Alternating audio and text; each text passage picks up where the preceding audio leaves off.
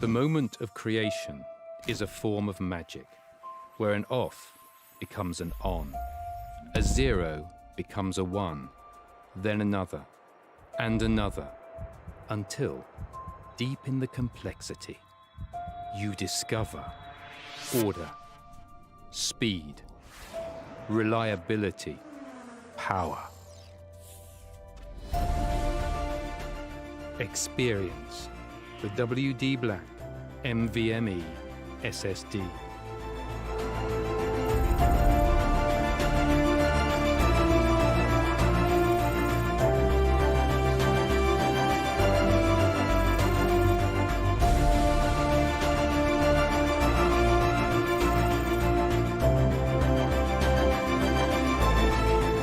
Fueled by darkness. Level up to NVMe SSD performance.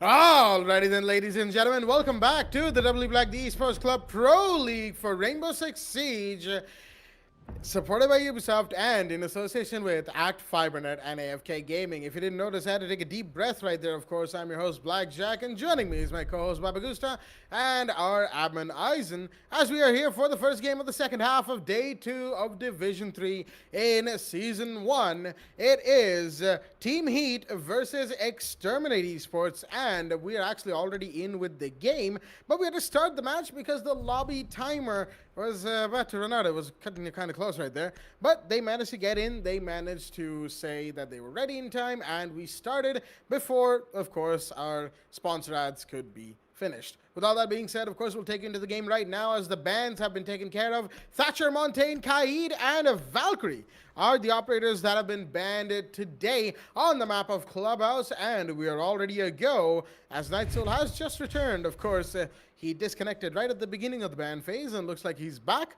I don't think he's going to be given an operator, though, which is really unfortunate. But with all that being said, round 1 will be underway. Babagusta, how do you feel about this match that we have on hand? Well, Jack, talking about the ban phase coming in from both the teams, it is going to be Thatcher, Montaigne, Kaid, and Valkyrie on map Clubhouse. And looks like Nightsoul won't be able to play the operator because he just returned when the operator pick phase comes to an end and the game was about to be loading. So at that specific moment, he couldn't join. So the only thing Nightsoul can do, however, is to just check on cams, make sure that he would relay the information to his teammates as best as possible. But for now, Team Heat is already in an unfavorable position, known for the fact that they have to deal in a 4v5 situation. Keep that in mind that they are attacking first, and the site is on second floor gym. We are going to be seeing some interesting castle armor panels being used here from none other than Skylight from Exterminate Esports. One, I believe, right from the main stage window. Second and third I have absolutely no idea on, but we'll see what's going to happen here. Keep that in mind that the site is on second floor gym. So yep, with that same pick being coming in, let's see what's going to happen here. Action phase will be in play, and quite surprising, we are going to be seeing Lord Bane and Eagle Eye both spawning on the west side, I believe, on west spawn, and they'll be pushing in towards Jacuzzi, making sure to open it up as best as possible, with the drones coming in from the attackers, knowing exactly what kind of positioning that the defenders are playing on. With that, keeping in mind, we still have MBK. He's actually thinking of going for a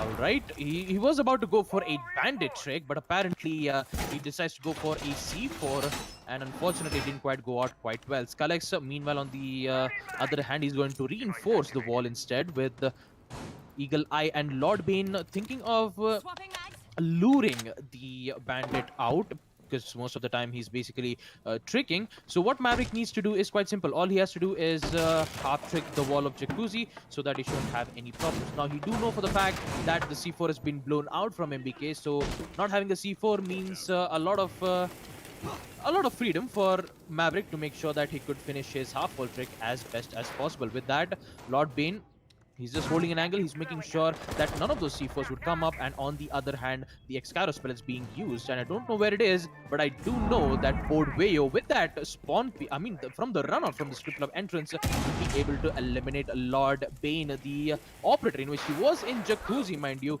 He has been eliminated, quite surprisingly, but nonetheless, we still have Eagle Eye successfully opening up the half-wall trick near on Jacuzzi, and I just realized that Hibana's Excaro spell is being used to make up lines of sight from the stairs to the cash room, in which you can be able to provide an angle. And on the defender sides, they did, however, rotate it back to the side, with Rini playing also very close on the bomb site, MBK in the bathroom.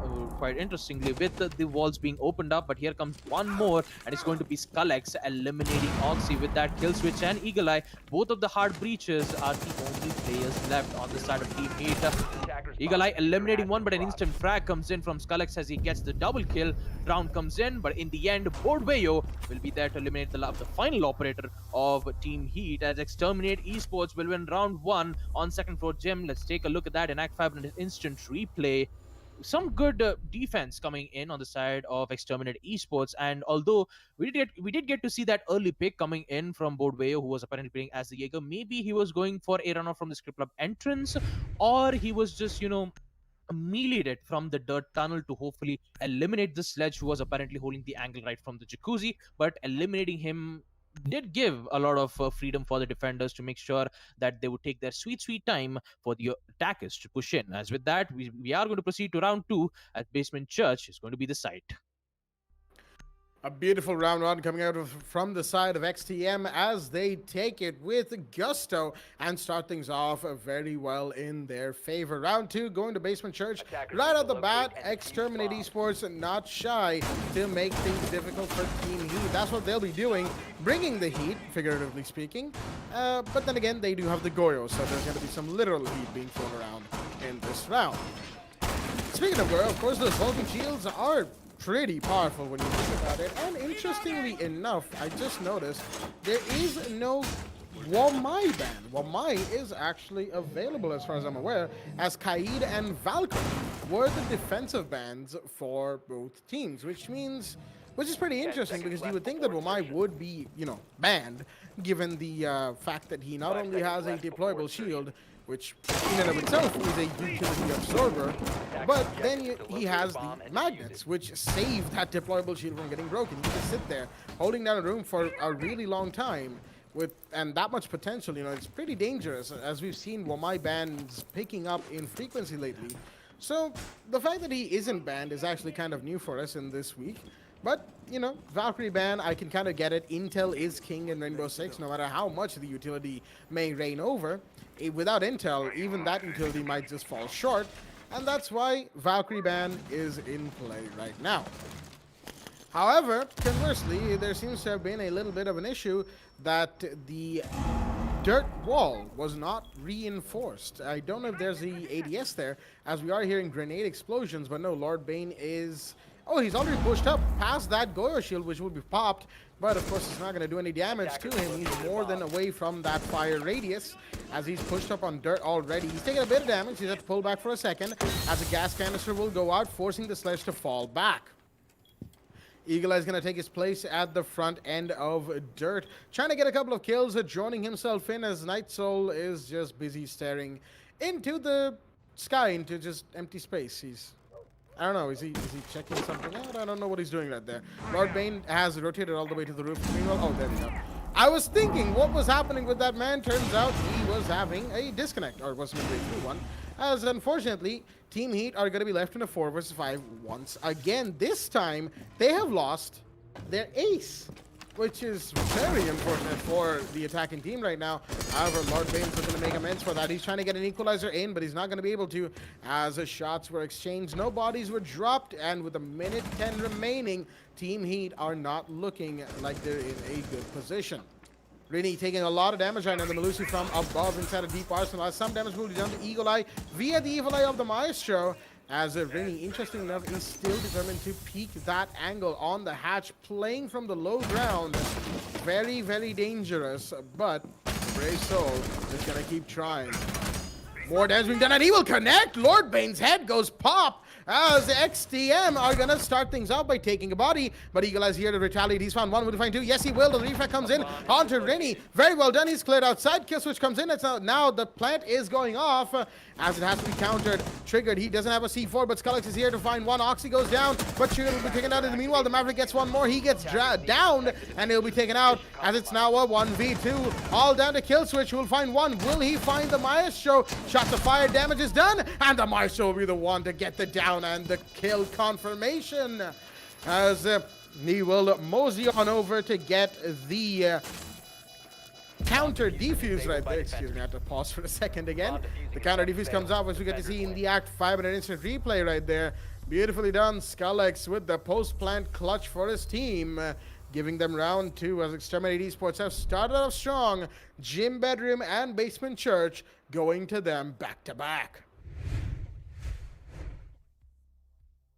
Well, with round 3, the side is going to be on second floor CCTV room with Exterminate Esports. Well played from them, making sure that they would win that post-plan situation. And although it was a good attempt from Eagle Eye, eliminating 3 of the players who were apparently holding the angle from the Arsenal. One was, I believe, near the blue room, and actually almost at the blue room entrance, and the second was near the hatch of the kitchen, in which the Melusi was there to, that was Rini who was playing as the Melusi to eliminate them. As we progress to round 3, CCTV is going to be the side, 6 becoming in as the Night Soul changes from the Dokebi to the Ace, and Rini will change from the Bandit to the Mute. Now, it is going to be quite interesting with that 6 pick, saying that they did, however, changed the Mute, using the 6 pick to change from the Bandit to the Mute, because most of the time you'd need Bandit to make sure that they actually do need at least a utility to remove it out so that they can be able to open it up as best as they can. But oh no,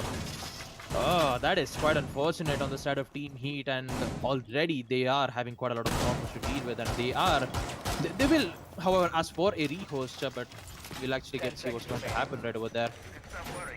Well, looks like we are going to go for a rehost here. So unfortunately for Team Heat, they are having some, a lot of problems for them, but hopefully with the rehost that they are getting, they will, however, fix that current situations, and they will fix it out. So coming up to the 2 matches that we'd get to see, second floor gym and basement church. Now, second floor gym, the attack was actually quite standard. They did, however, try to open up the jacuzzi wall, in which Sledge got picked off quite early from Boardwayo, who was playing as the Jaeger, in which at that end, he almost get around like a total of 2 to 3 kills, and he made sure that the attackers won't be in the side as best as possible. Now, on round 2, the entire teammate, his teammate was, however, back in the game, but unfortunately, one of his teammate accidentally went out, which in fact it was the Ace on round 2nd basement church. Without him, they did, however, get the control on the dirt tunnel with the Maverick pushing in. Although it is quite interesting for Exterminate Esports with the Smoke, who was, I believe, in the starting phase of the round, Smoke was trying to make a rotation right from the blue room, and out of nowhere, the attackers did get the control of dirt room as fast as possible, in which they had the upper hand. The Maverick was there, and he made sure that he eliminated those 2 important operators in the side of Arsenal room, which gave the ability for the attackers to plant in the default side of the Arsenal. Unfortunately, with the impressive clutch that we'd get to witness, the Maestro making that final play, but yeah, he did make a final play, eliminating Hibana in the end. And just like that, Team Exterminate Esports are already 2 points lead against Team Heat. And we were about to go on 3rd round when they were defending on second floor CCTV, and that is where Team Heat asked for a rehost. Now, coming back to the point here, Jack, since they did, however, win 2 rounds on defense, that would be on second floor gym, basement church. Now, with that, they have CCTV. They have, I believe, they have one more site, which is the hmm, yeah, the basement church, and also the last site would be on the first floor bar, in which it's rarely been picked. So most of the time they would just prefer using those three important sites, which would be the gym, church, and CCTV. So Jack, what would be your predictions? Which side will they pick in the third round? I mean, given everything we've seen so far, right? Since the Rios call came out, when prep phase had begun, site was selected, ops were selected, they'll be going back to the same site, same ops. So CCTV will, in fact, be the site of choice. Other than that, really, even if, the Rios was called and confirmed in the pick phase itself, even then, CCTV would be my prediction hands down because nobody, and I mean nobody, goes to first floor bar. That side is just, it's a complete no when it comes to competitive viability. And another thing that I do remember about bar. It's a lot of It B's in that happens. sentence. It happens. It happens. It does. But one thing I do remember about Bar is the fact that I feel like Reckoning Esports, back when they were still around as a team, I feel like Mhm. I saw them play Bar once, way back in like season 1 or season 2 of the first league that we had. And why I say that is because it was a very interesting round attempt. I forget who won. I don't even remember much of the specifics of that round. I just remember that it happened. So, it's not that we haven't seen it per se, although we may not have, and I might just be wrong, and just in general. I'll have to check that post stream. But it's just the fact that that particular site is not really viable. You have a direct entryway through stage, and like just from outside, you break the door next to stage, and that's it. You're inside, well, almost inside now. And then you have the door coming in to, of course, stocks from the warehouse spawn. You have the window in billiards. That's just so many entryways, too many entryways to keep an eye on for all defenders at all times, and not enough verticality, I'd say, that they can use. They can use some verticality, of course. It's not like it doesn't exist, but the amount of emphasis that verticality would take on second floor leaves sight a little too vulnerable. So they really don't want to attempt it too much, or at all for that matter. So CCTV would have still been my prediction for round 3 sight. And given everything we've seen so far, round 3 will in fact be going to CCTV. And rounds 1 and 2, well done, honestly, to Exterminate. They did well on round 1. Mm-hmm. Okay. So, no, just I had to take a pause for a second. I'm pausing quite a bit today. But anyway, it's what I'm trying to say here is that rounds 1 and 2, especially round 1, it was very well done by Exterminator Esports. Round 2 came a little bit closer, of course. We all saw what happened. Skulllex had to pull out the post-plant clutch right there to give his team the victory right there. Okay, so according to our admins right now, we just got confirmation that we've been calling one of the names wrong from Exterminate Esports. The player we've been calling out as Rini apparently isn't says his name isn't pronounced Rini, even though it's got a double N. Okay, English is weird, I understand. So anyway, back to the point at hand. Round 2 was fairly close, but the primary reason that Team Heat has been losing these rounds is that lack of a fifth player. They need to somehow find a way to have all 5 players present in the given round, which unfortunately for them, really, there's no real nothing we can do from here. That's what I meant to say. To help out in that situation, it's going to have to be from the player's end where they manage to stay in the game. And if they do, then we can have a much, much cleaner, much closer game than we've already had. However, of course, we are all on a timer, and there are other matches after this one. There's offline matches to be conducted, so that the admins, they need to sort of sparse their time between this game and other games and all of that stuff. It's standard tournament stuff, ladies and gentlemen. We all know how it is.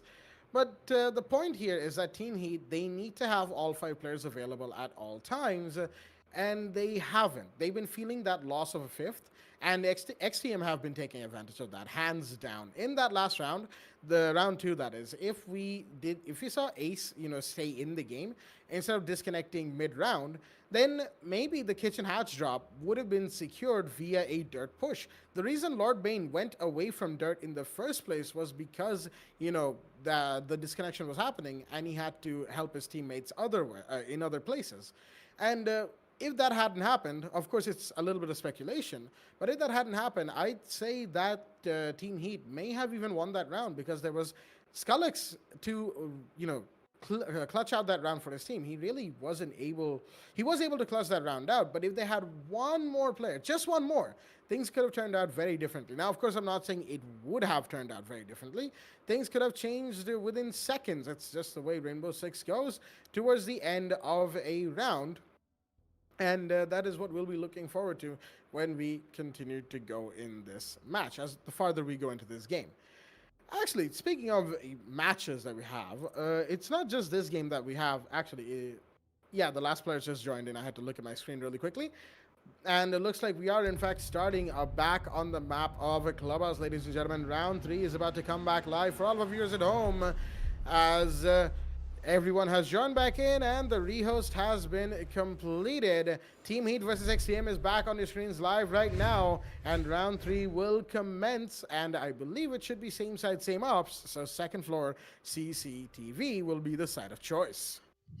And yes, so I mean, hopefully I actually do get the pronouncement right. I guess it's Rini or just Ren. Maybe I'm still Ren. All right, Ren. Okay, got it. I just got a confirmation of my admin saying that it is Ren, and another unfortunate disconnect. Looks like it's definitely.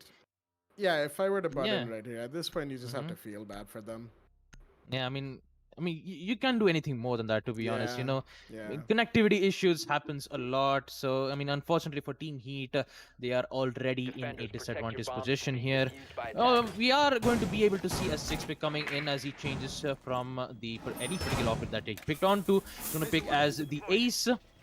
Quite surprisingly, I mean, it's not that surprising, to be honest, because, most of the time, especially on a site like 2nd floor CCTV, you would need 2 of those hard breaches, one to open up the entrance to the garage, and the second to hopefully open up the CCTV. Or if they decide to go for a change whatsoever, they would, however, try to gain control of the construction.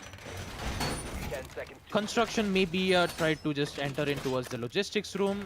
There is a hatch on the roof. They can enter through from the logistics room, enter into the construction with the hard breach of being present, open up the walls on the side of construction, and then enter into the site in which the attackers can be able to plant. So it's all up to Team Heat to pick out what kind of push that they're going on to, knowing for the fact that they have a total of 3 hard breaches: the Maverick, the Hibana, and the Ace, followed up with the soft breaches sledge, in which Lord Bane is going to be playing. So we'll see what's going to happen here.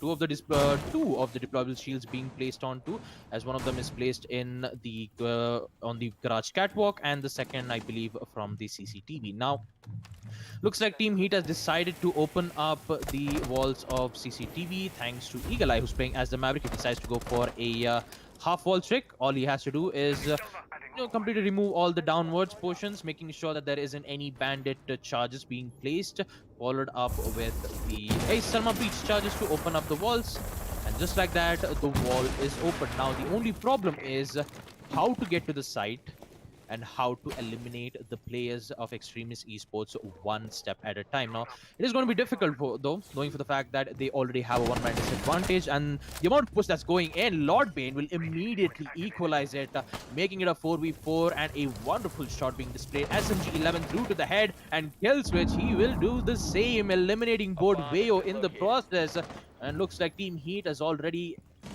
got it under control here.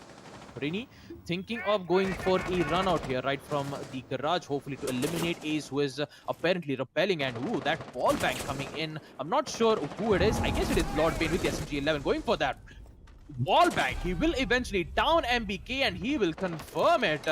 Lord Bane looks like he is angry, and he wants to make sure that he would win one more, but Rin will be there to eliminate Oxy, tries to equalize the round by eliminating the Ace, but with them having control on the side of construction, all they have to do is open up the walls, in which the Hibana is doing exactly that, and make sure that they have the control on the side as best as possible. One of the C4s being thrown up from Exterminate Esports, I believe that was Rin, the mute.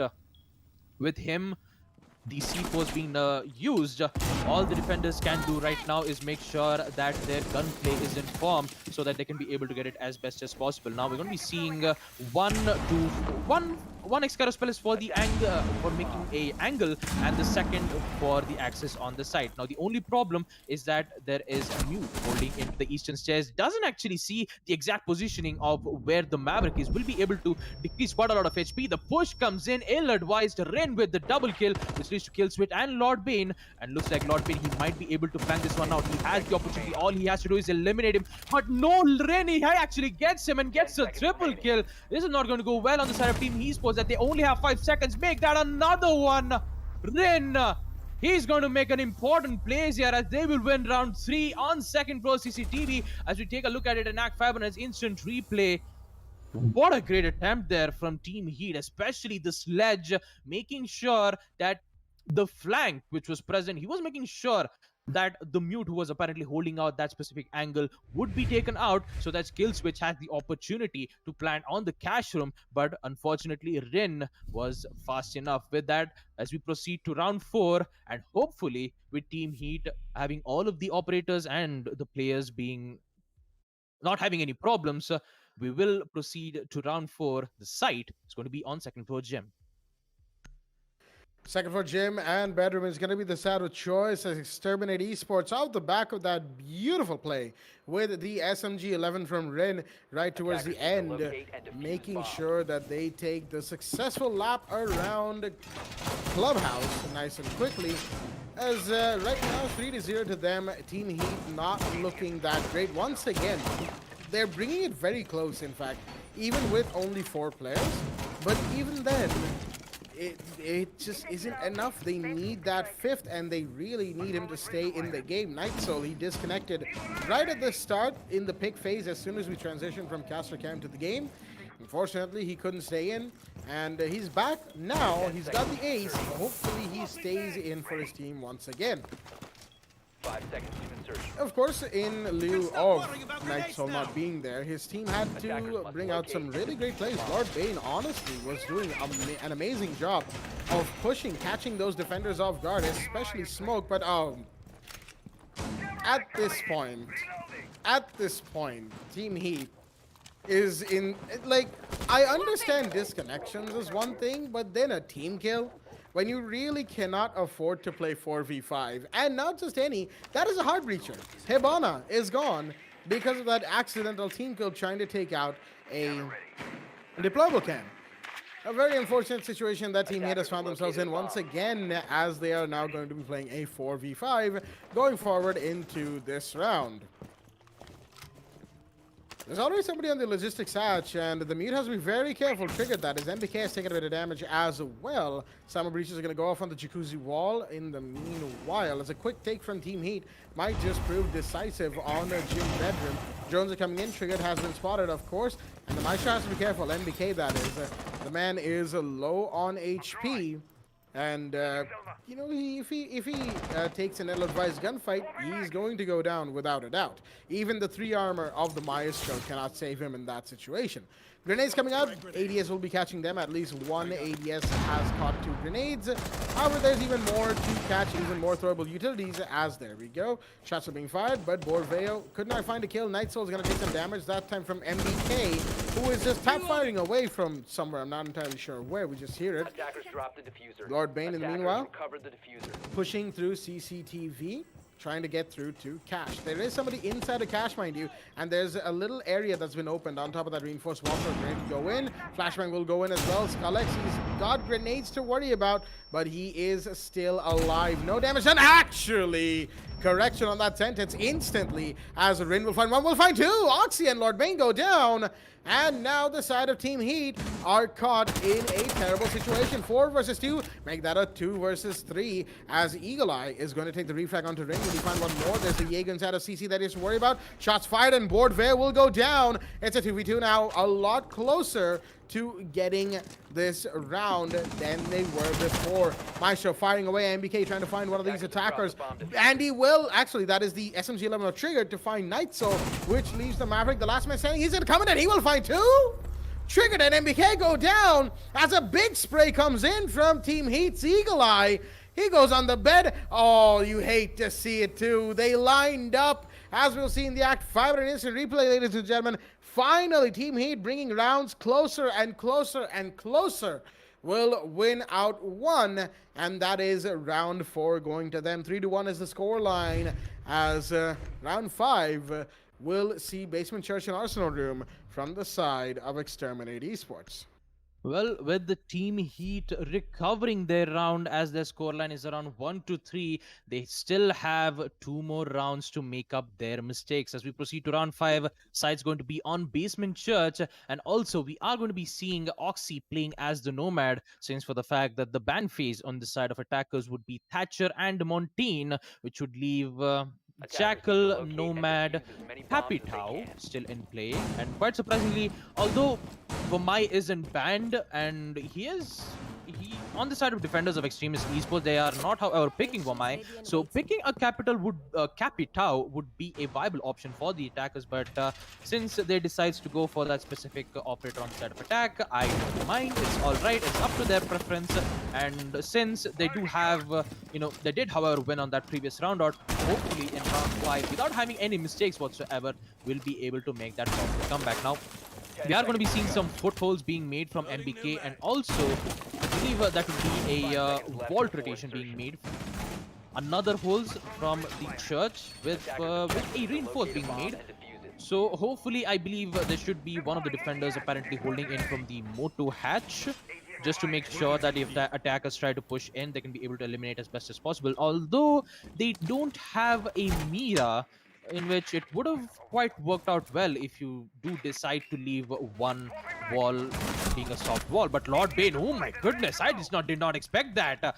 Already with the first early frag, as the Melusi won't be in play, and looks like Lord Bane, he's just fed up, to be honest. He wants to get those kills as best as possible. He needs to make sure for Team Heat that he could be able to get those 2 roamers as fast as possible, so that the attackers can mainly focus on opening up walls and making sure that they can get to the site as fast as possible. We're going to be seeing Hibana using her Excaro spells to open up the blue room hatch. I guess she will also use another Excaro spells to open up the Motos hatch, and then the last would be on the kitchen. Although we still need to be careful on the Maestro, who has apparently a impact grenade which can be able to deny it, especially if she uses it on the side of kitchen. Now a lot of flashbangs being thrown out just to burn out the ADSs. That would force a Jaeger to reposition himself from the church.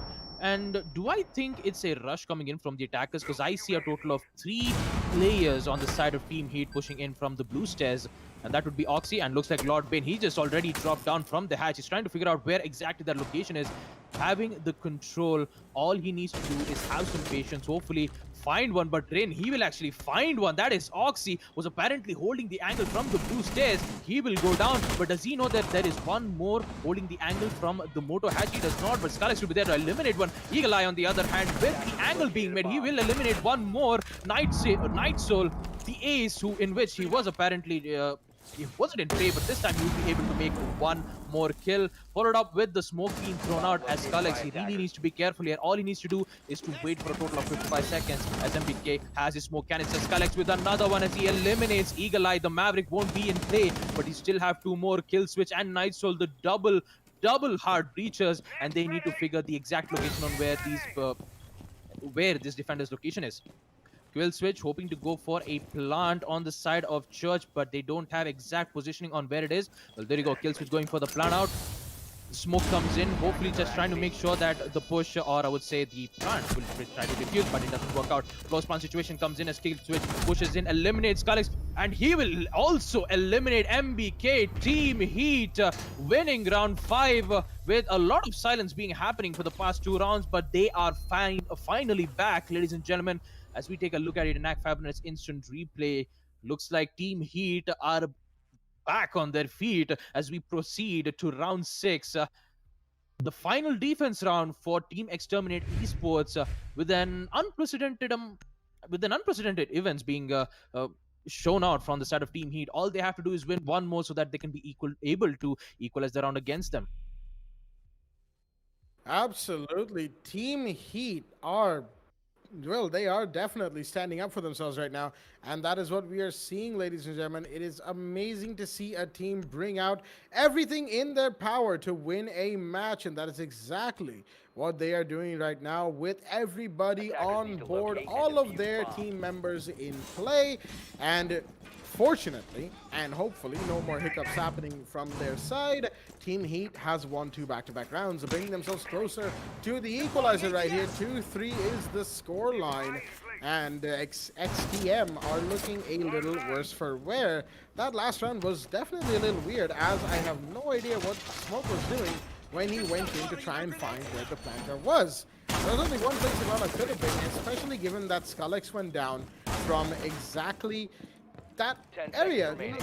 I have no idea how he didn't shotgun the Hibana. Maybe he was looking somewhere else. I have 5 no idea seconds what's left. happening with XTM. But, you know, mistakes were made, and hopefully they'll be corrected Attackers are upon moving out as to we locate move a on bomb and with this defuse it. game. Team Heat, in the meanwhile, they are definitely correcting upon their mistakes, forcing XTM into a corner and not letting up on the pressure, as now Exterminate face a very difficult situation. If this goes on, then Exterminate Esports will not have this lead anymore. They will be forced into an equalizer situation where they won't be able, excuse me right there, where they won't be able to, you know, keep this lead. And more than anything, if Team Heat goes into roll swap 3-3, having won 3 back-to-back rounds, that is a huge amount of momentum, as oh, that is just unfortunate for XTM. Trigger did not need to try and put down the Goyo shield right there. They should have been a little bit more careful potentially. And there goes one more. Melusi drops as Board Veo got way too aggressive. Managed to trade with Lord Bane though, so that's a good result out of that, potentially speaking. But 2 bodies just to kill 1 sledge has might been not be the best thing in the world, because you still have a Nomad, an Ace, a Maverick, and a Hibana to worry about. Rin, on the first floor.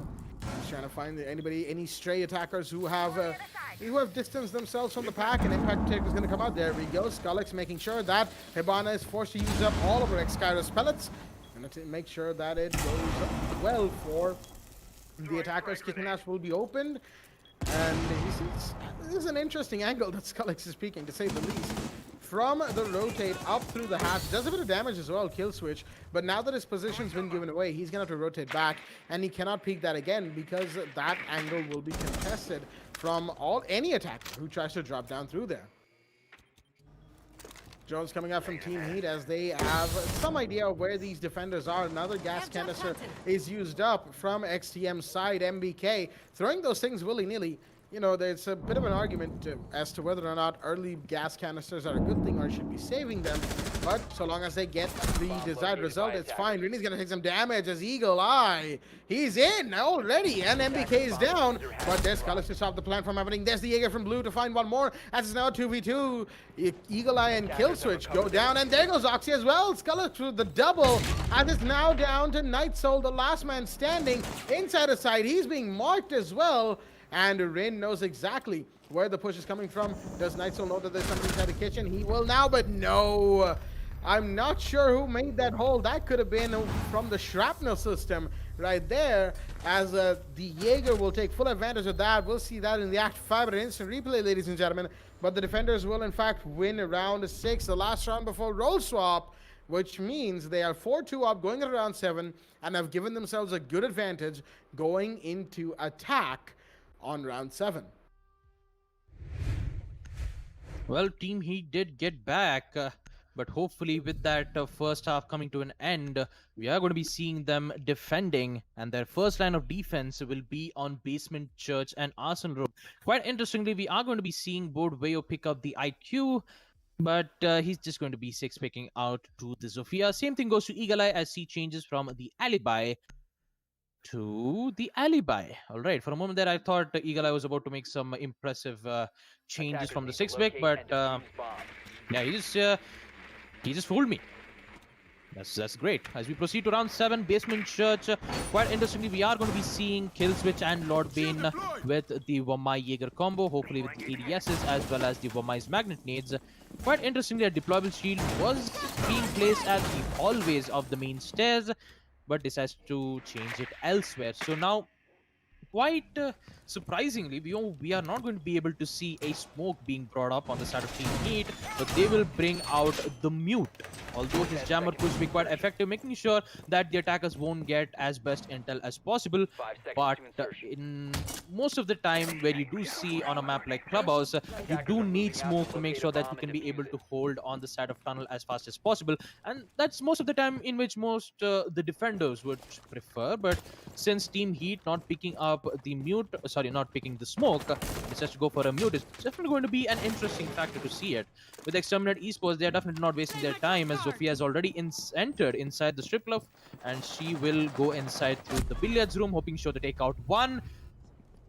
That is quite unfortunate here. Ren with that early frag, he's going to eliminate Eagle Eye. The alibi won't be in play, and the first roamer will be down on the side of Team Heat, which would give Exterminate Esports quite a lot of opportunities to move on, hopefully to take their sweet time, because they have a total of 2 minutes there. All they have to do is figure out a way to get in, hopefully to find where Lord Bane's particular positioning is, as he almost dodges the intel of 2 of the attack drones. Will be able to Lord Bane will be detected, and he will be forced to fall back to the side. With Triggered holding on the side of blue stairs, he just doesn't have the proper intel on whether there is a particular operator playing on that specific angle, and also there is, however, a rotation hole being made, so that it will be very difficult for them.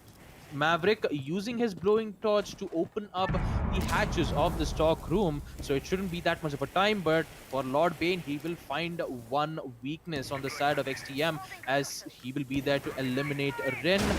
Well, there you go. The hatches on the side of stock will be open, and Hibana will use her Excaro spells to open up the kitchen, most probably either the kitchen or on the bar hatch, to get the access towards on the moto, while we see Kill Switch playing on the K9 position, leaving tunnel defenseless, which would give quite a lot of opportunities for XTM Esports to find out. But Bordweo, he's taking a lot of damage here. Actually not Bordweo, but to the Jaeger. Actually, what just happened there? A lot of bodies being dropped left, right, and center, as MBK will be the one to eliminate Lord Bane, quite surprisingly, which leads to MBK and Bordweo, the only 2 players left on the side of Exterminate Esports, and they need to figure out a way here with the concussive nades being thrown out from, I believe, on the side of Motos. No, actually, it was from the church. I do have to apologize for that, as MBK still needs to... both of these attackers doesn't have the exact intel. With one of the drones from the Zofia, she will however get it, but Oxy doesn't actually see where the exact location of Hibana is. MBK with the double kill.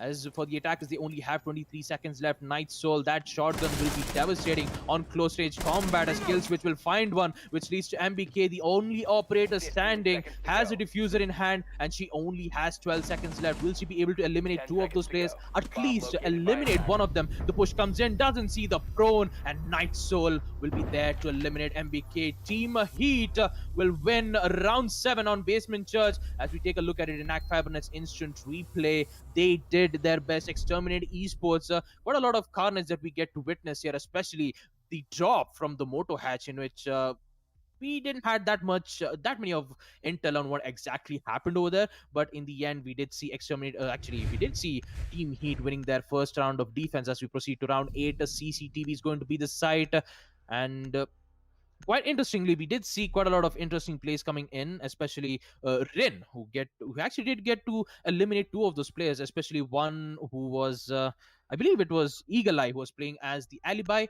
An early peek right from the CCTV window, and then the second roamer being eliminated. Although both of the roamers were eliminated, the hold was which Team Heat did win against. And for Exterminate Esports, they need to work out on their late game, or else Team Heat will take care of the situation here.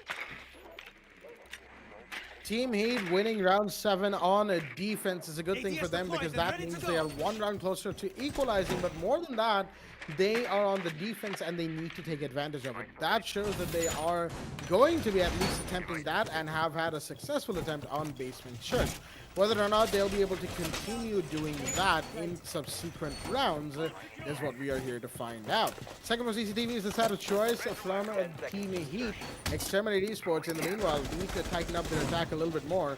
And speaking of, things happening, shall we say. Lord Bane, that knife he got on the Maverick, I think I know, it could have been, like, basically, since underneath the motor hatch, right, inside of that room, there's like a box that defenders can sit on top of, you know? And it's in a bit of a blind spot. You don't necessarily look at it, especially in those last-minute situations. So what could have happened was that Lord Bane was just posted up there, waiting for somebody to drop in, got the knife out, but he didn't expect somebody else to be on top of the hatch. This time, however, seems like he didn't expect Bordveo to come in through dirt, as the Zofia is gonna take an early kill onto one of the most influential team members of Team Heat. Lord Bane has dropped, and that is very unfortunate for Heat. He was caught unawares on the basement. I think was droned out going down there early, and that's why Bordveo decided to make that push. It could have gone very, very far south for the side of Heat, but it didn't, and it was very well orchestrated to take out that defender. Another grenade from Rin, in the meanwhile, has taken care of the bandit batteries potentially, or whatever it was, stopping them from getting in through the, making a rotate and a line of sight on garage wall, but it will be made as Trigger will take down Oxy. In the meanwhile, that is another one dropped from Team Heat, and that is, was that somebody towards garage? I don't exactly know. Killswitch, in the meanwhile, is in garage for now, as the man is trying to hold off on multiple angles. Flashbang comes out, not going to reach him. Another one comes in. That's going to take one ADS slot, and more shots are being fired. I don't think he was aware of the Maverick being repelled there, and now he's low on HP. His position's given away. He can't even go back past that bend, and Eagle is actually going to find one. Bordveo goes down, but Killswitch will drop in the meanwhile. Night Soul gets triggered, but 3 bodies drop as Exterminate Esports are going to take round 8. That was a little unexpected right there. The way all 3 was just dropped off the back of 1 kill, because 2 seem to have been downed. That caught me by surprise, ladies and gentlemen, but Exterminate Esports are going to continue extending their lead even farther, making sure that Team Heat cannot equalize no matter what. As round 9 will see a 5-3 scorecard, and the CCTV in cash room is the side of choice once again. Quite interestingly, we are going to see Bordveo using 0. Well, he will, however, use the 6 pick, as he's going to change Sam Fisher to the Zofia. I mean, according to the rules wise, Sam Fisher is unavailable, so he will be, however, available in the next competitive matchups. But for now, Sam Fisher is unavailable, and it's, you know, it's quite sad to hear that, but we will be able to see his action in the next competitive match, hopefully. So as we talk about on round 9, CCTV will be the side yet again, with Lord Bane taking already a little bit of a damage there. I really don't know where. Maybe it's due to his either his teammates or an accidental impact nade in which the teammate was trying to make a rotation out of it, but he will, however, get caught in that blast radius, which eventually leads to Lord Bane decreasing quite a lot of HP. Now, Jaeger still needs to be careful, especially with that push coming in from Zofia as she opened up the tunnel entrance and eliminates Lord Bane, giving him the first early kill on the side of XCM Esports. And you guys already did see the rest. Already 4 kills in a matter of seconds there, to be honest about it. But hey, we'll see what's going to happen here on round 9 as the action phase will be in play. Side is in CCTV. Bordveo exactly knows that Jaeger is still playing on that specific room, yet again the Arsenal room, in the K9 position, as Rin, I hope I pronounced it right, will be using the nade to make sure that any utilities being used from the defenders will be taken out immediately. And I believe here Triggered just heard that there is a mute jammer being present on the side of CCTV, while the Hibana X Kairos pellets will be used to make an entryway towards the motor's entrance. Kalex aiming as he's trying to take out the mute jammer as best as possible, and I believe he just did take it out, which leads to Maverick. There you go, the mute jammer has been taken out, and all he has to do is to do the same thing using his breaching torch to make that half wall trick. Or you just use the Aces Sunmobile, because why not? And with that, Triggered making that hole yet again, but still needs to be careful of that deployable shield being used, and that's where Killswitch, actually not Killswitch, it's Lord Bane. Not also Lord Bane, it's Oxy who's actually holding that specific angle, with Lord Bane thinking of going for a run out right from the strip club entrance. But looks like Bomb has been Trigger has located. finally figured out a way to eliminate Kill Switch from the garage catwalk, which will give them the opportunity to push in from that specific side out. So Lord Bane, he really needs to make sure that the flank comes in so that he can get the control of the garage as fast as possible. As Oxy eliminating Boardwayo will be able to eliminate one more, but Skalex will be there for that instant refrag, which leads to Lord Bane. And just as I was talking about, he will be able to reposition himself back, but instead of returning back to the garage, he will fall back to the cash room instead, providing them good amount of man count so that they can be able to go on head to head against them. With Eagle Eye playing also very close on the stock room, a nice kill coming in from Lord Bane as he eliminates Kalex while he was in the balcony. Rin will be there for the instant refrag, yet again eliminating a Lord Bane. For a moment there, I actually kind of saw Ace's body flying around, but I guess I'm just hallucinating. Anyways, the 45 seconds left for the attackers here, and looks like Rin has already got the situation. And yep, I think I am not hallucinating. That is the Ace flying. Never mind, as Triggered. It's already pushing in from the rotation hole, misses the shot as Night Soul will be there with the SMG-11, eliminating Triggered. And with that, Eagle Eye and Night Soul, the two players remaining, all Eagle Eye has to do is to just pre-place a C4 right from that default plant and just wait for them to just go for the plant here. 15 seconds left. MBK has the diffuser in hand. It's just going to be a matter of seconds. That push comes in. Rainy with the double kill. And he's not actually going for the plant. He will go for the plant in the cash room default. Instead, the push comes in, but Rin is here for the rescue, eliminating Eagle Eye as Exterminate Esports will win round 9 on CCTV. Let's take a look at it in Act 5 minutes instant replay. It was a good attempt for the Bandit, especially Eagle Eye, to pre-place his C4. But looks like Exterminate Esports was one step ahead, knowing that there is a bandit, he has a C4 in hand, there will always be a trap, so it's best to just go for the push on cash room, and they did exactly that. A very impressive plays for Exterminate Esports as they are in match point. One more win to close the deal against Team Heat on Map Clubhouse. Will it happen, or will we see Team Heat make a comeback? Let's find out. Well, this match is heating up more and more as we go along, ladies and gentlemen. But match point has been confirmed by Exterminate Esports finally after a strong start, winning 3 rounds back to back. Of course, the first 2 were, a little bit due to Team Heat having some unfortunate situations develop that they managed to, of course, curb by the end of the first rehos that had to be called. And now, unfortunately for Team Heat, they are nowhere closer to XTM than they were coming into round 4. That is, they are still 3 rounds away in the deficit, and now it's an even worse situation because if they want to equalize, they have to play perfect siege. They cannot mess up even once, because if they do, if they make any big mistake that leads to a lost round in between now and them hitting 6 points, then it will be a match win for Exterminate Esports. They cannot afford that at any cost, as they will need to win today, ladies and gentlemen. Harkening back to the matches that we had yesterday, I'm having a quick look at my data myself.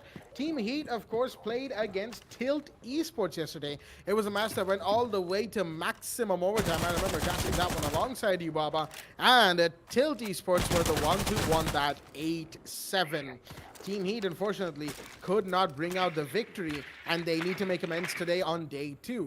Mind you, seeing as, of course, it's so early in the season, you can afford to lose a couple of matches, but you don't want to go into a losing streak. If you do, and if you are not able to recover by the time week 2 finishes, then there's a good chance you might not make it into season 2 as a division team.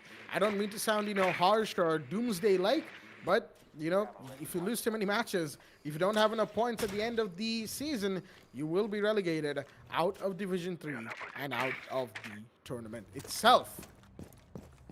All teams are going to be looking to avoid that, as that's a point that I've specified quite a bit today, because it's a point that needs to be specified for all of our viewers at home who are unaware of the system currently ongoing.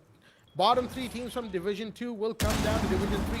Bottom 3 teams from Div 1 will go down to Div 2. And the bottom 3 teams from Div 3 will get eliminated completely and have to play through the qualifiers to try and come back. Coming back to the match at hand, minute 30 and less remains for the side of XTM Esports as they need to get in there and they need to make this quick. If they take too long, they will lose this round because the last minute scramble is not something that they, look too strong in. Attackers Lord Bane located a bomb. holding stocks through lounge. That's a nice little angle that he has for himself as we're quickly approaching the 60-second mark. And there we go. Summer Beast going off on the main Moto hatch. Interesting right there.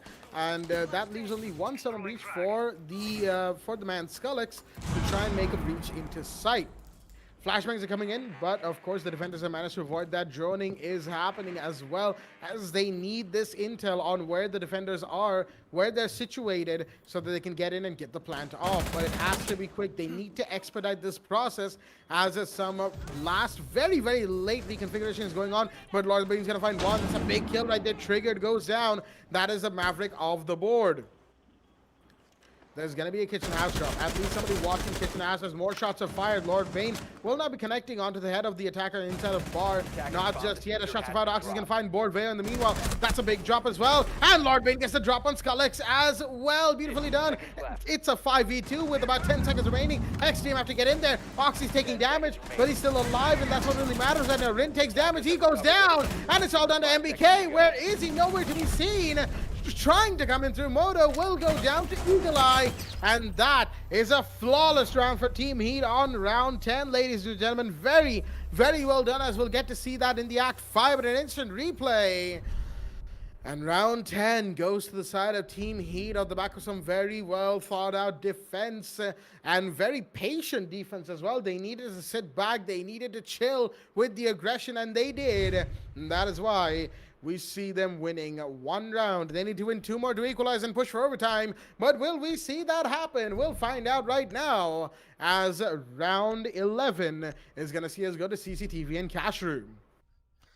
I just like how Killswitch just instantly, takes his deployable shield back and just place it in the right side of the K9 position so that he can hold the angle right from the kitchen. That was a very impressive play coming in from Omai, using the deployable shield as cover and to just hold his angle as best as he can, and he did it quite surprisingly. And also, I do have to give a lot of appreciation to Lord Bane, who was apparently doing a lot of heavy work, eliminating most of the players like...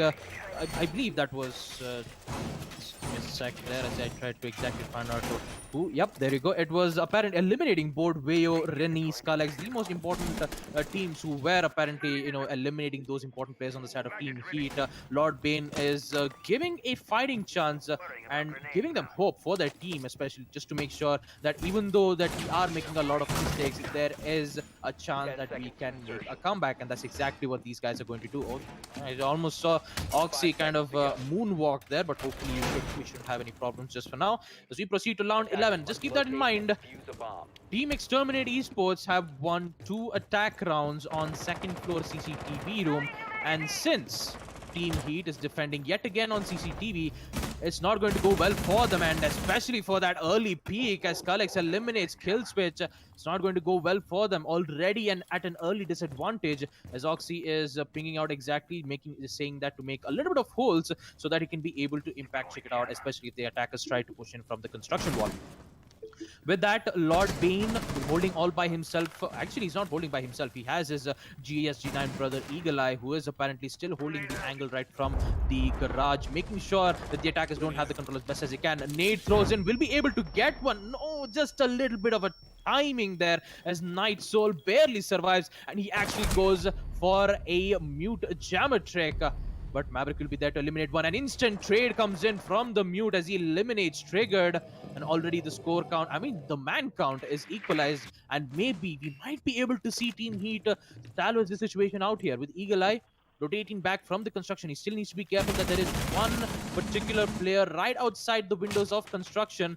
But he's actually thinking of going for a spawn pick in. No, he's actually just prepping it out, just waiting for that perfect intel so that he can be able to go for that perfect jump out. And also, Board Veo, great use of that ping 2.0 system, immediately saying that there is a pre-placed C4 and he needs to remove it as best as possible. There you go, the ping comes in and the wall back just to make sure that the nitro cell won't be in place. There you go, it's been eliminated and Board Veo shouldn't have to, and neither the Exterminate Esports should have to worry about that pre-play C4, as they don't have any problems planting in that default position of CCTV.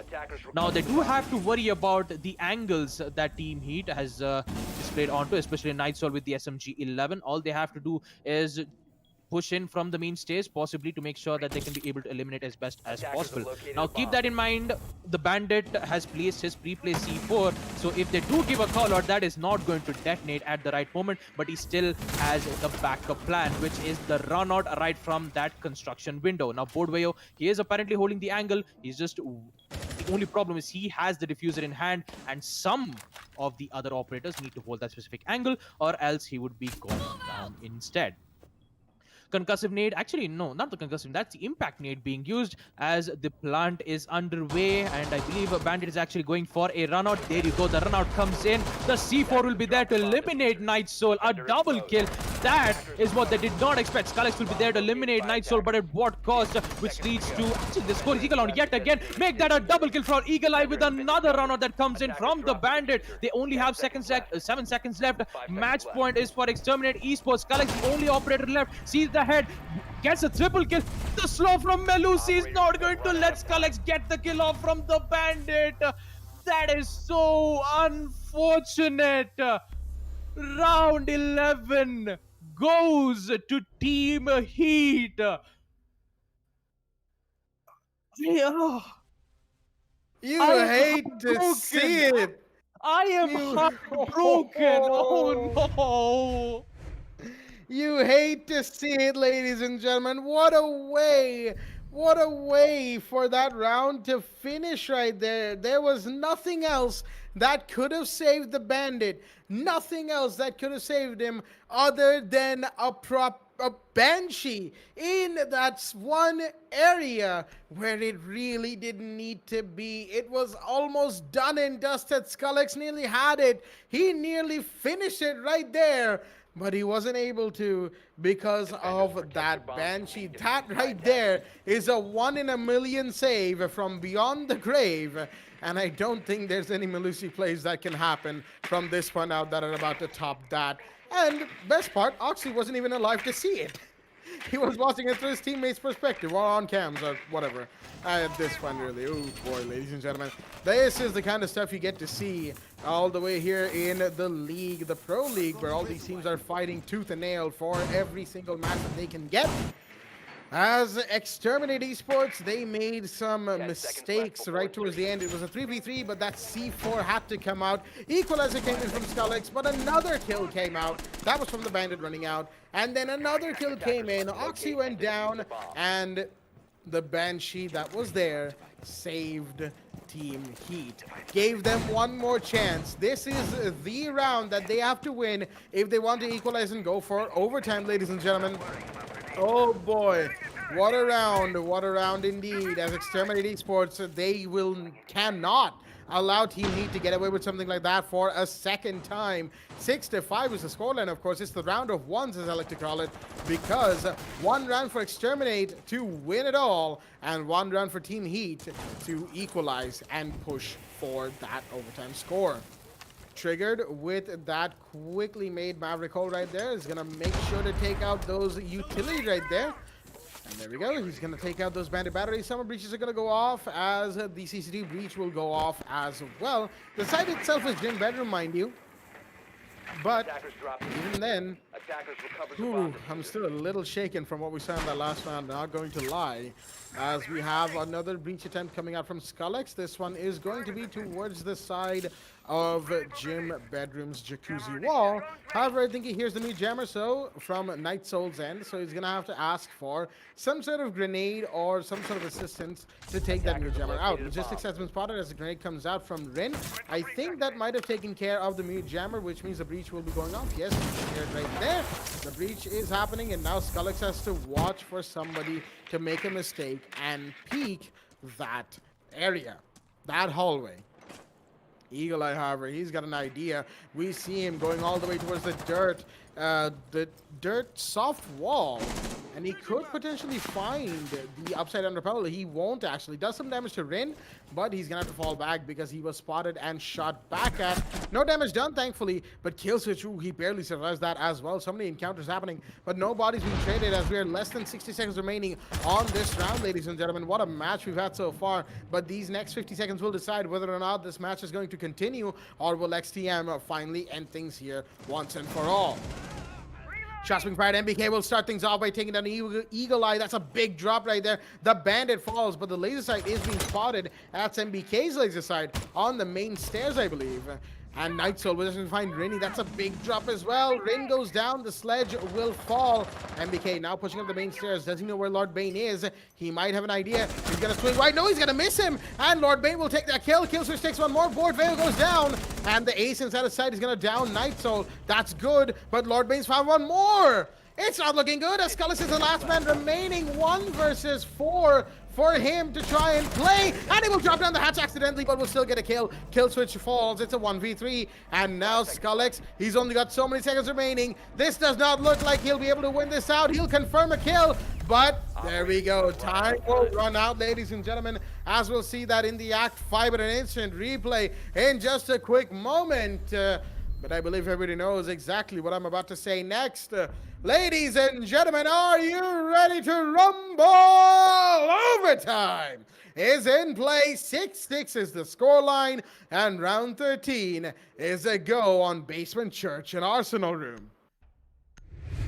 Well, Basement Church is going to be the site, as we're going to be seeing Team Heat defending on this specifics, the specific room that I was about to say it. But hey, that was quite unexpected, though, to be honest, on round 11. If Skullex did, however, find the head of the Bandit, it would have been a done deal, but looks like Team Heat just brought itself back up. And now we are looking at overtime. 6-pick coming in as Eagle Eye changes from the Maestro to the Legion. And we see another 6-pick coming in. And I believe it's MBK 6-pick into the Ash. The pressure is on to both the teams here. And I believe there might be some flaw on the Team Heat's defense. You know, you do have Vomai playing on the K9 position, and they actually do leave the tunnel defenseless, which would give Exterminate Esports quite the opportunity to push in from the tunnels. The only problem is they need to have access of the kitchen hatch as well as the access on the main stairs, so that at the 30 seconds of the round, they can be able to push in at the right moment, hoping that they would win on most of the gunfights and get the win as soon as possible. But looks like Team Heat, they will, however, they will make a slight changes into it, as they will add quite a lot of deployable shields and ADSs and maybe some Vomai's magnet nades, so that the Mute will be able to hold that third tunnel as best as possible. With that keeping in mind, Team Heat, they did had a lot of problems in the first half, a lot of disconnects and quite a lot of unfortunate events that Team Heat had to occur, but looks like they are back up on their feet and they just going up against Exterminate Esports on overtime. This could be their chance at redemption. Maybe they can be able to take out Exterminate Esports as best they can. As we take a look at the scoreboards, Rin with a total of 14 kills and Eagle Eye Lord Bane with a total of 10 to 12 kills.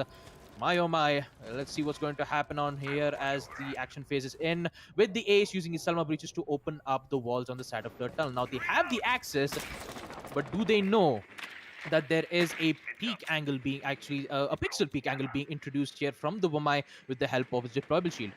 With Rin deciding that it would be best for him to go through the oil spill, actually from the oil room, so that they could have the control on the blue room as best as possible.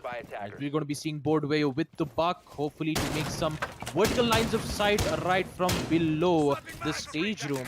And also on the kitchen, maybe hoping to get that angle, as we see Lord Bane decrease quite a lot of damage, but Skullx should be there to get one kill. That is the Eagle Eye of the board. And with Lord Bane having a lot of problems, they are definitely going to feel the heat on this time, with Boardwayo and Rin eliminating 2 players on the side of Team Heat, which leads to Killswitch and Oxy, and they are in a difficult situation here. Oxy holding in from the church and Killswitch holding in the dirt tunnel. They are exposed on various amount of positionings here, as Boardway with quite a less amount of HP. Ace knows exactly what's happening here, but he doesn't know where Killswitch's location is as he eliminates Triggered. But Rin has a diffuser in hand, so he actually needs to be careful here. The attackers quite a lot of low HP here, as Skullex and MBK are the only two players who are in a total of 100 HP. Skullex is still on site, Buck on site too, as actually the Sledge, who is now going to go for a plant here, will succeed, and now it is a post-plant situation, but will be there. MBK eliminating the final opponent of Team Heat, as they will be the one to win round 13 on Basement Church. As we proceed to round 14, overtime match point goes to Exterminate Esports. Overtime match point has been confirmed. 7-6 is the scoreline as the first overtime goes. Round 13 on Basement Church goes to XTM. But it seems like there's been a little bit of a pickle that seems to be coming up. And we are having calls of apparently a uniform being used. Looks like, yeah, Rios is being called as well from the side of Skullex from Exterminate Esports. We're going to have to confirm with the admins about this one, ladies and gentlemen. This is a little bit of a situation. Defenders, protect your bombs. And again, we're going to have to call the admins about this one, ladies and gentlemen, because I am merely just a caster right here. All I can do is speculate about this situation. A rehost is, in fact, being called. Attackers And we're recover going to the have to bomb come diffuser. back to our caster cams right here because, yeah, it's a bit of a situation, so to speak. And we're going to have to find out what exactly happened from our dear admins. The Rios is being called to make sure that both teams can check and a decision can be reached. This is very unfortunate for Exterminate Esports right there. As they were the ones on the attack on Basement Church, mind you, people. They were the ones to go down, and they're the ones against whom I believe the ace uniform is being called. So it's going to be interesting to see what the decision that comes out of this is. Again, we have to wait for admin confirmation and that. So until then, you guys are stuck with us and a whole lot of match analysis from our end as well. We do hope you're ready for this. As Babagusa, it's been an interesting match, regardless of whatever goes on from this point out, isn't it? I mean, true that, Jack. I mean, in the first half, we actually did get to witness Exterminate Esports getting a total of 3 rounds on defense in their favor, and that's when that was when maybe we did see first rehost coming in from Team Heat because they did not had enough players, so they decided to go for a rehost. But for the past 3 rounds, the players on the side of Team Heat, I believe there was a total of 2 players who accidentally disconnected and then reconnected back into the game, but. Well, in round 4, they started to pick back up, winning on second floor gym and basement church on attack, putting it in a score line of 2-4. And then next thing you know, we saw Heat on defense. And to be honest, that the round 11 when they were defending on CCTV room is one of the most luckiest win that Team Heat has actually got to experience. If that Melusi's Banshee's deterrent weren't even present, Skullex didn't had the opportunity to eliminate them. So quite an interesting match that we actually get to see it. Although yes, in overtime match point, it was almost team Exterminate Esports because they were the ones who are apparently in match point. But yeah, it might take quite a lot of time for the admins to discuss on what is happening here. But coming to the match at hand, 2-4 in the first half. Next thing you know, Heat did however bring it back up by winning a total of 4 defense rounds, and Team Exterminate only winning in second floor CCTV site, in which most of the sites in Team Heat in which they did win was on Basement Church. Quite surprisingly, we did not see any smoke being played, and neither a hold being introduced when they decided to hold on the dirt tunnel. Most of the time, you'd see a Vamai playing it in a canine position with a deployable shield in hand, and he was basically shuffling it. I mean, sometimes you'd see his deployable shield on the left side of the canine position, in which he can be able to hold the angle, which he can be able to look at the left side of the arsenal room and also the blue entrance. I don't have the exact idea on why he was shuffling it. I mean, most of the time he would just shift it on the left side of the deployable shield, and then again he just shifted back up on the right side of the canine position. I mean, I do get it if it's in the prep phase, but in the action phase when the attackers has around a minute, and you decide to reconfigure your deployable shield on the right side, at that time, what happens is the attackers try to push in at that exact moment when you're trying to deploy the shield. That would eventually cause the match, but luckily it did not. And with Heat, out of nowhere making those comeback coming in on the side of defense, it's quite interesting to see how well that they're going to perform, knowing that the match is clubhouse, and just like we did expect that the overtime will be in play. Exterminate Esports, they are definitely giving one hell of a fight here, especially I guess it was Skullex was making those important plays, and also Killswitch, who was apparently playing as he was mostly playing as the support role. And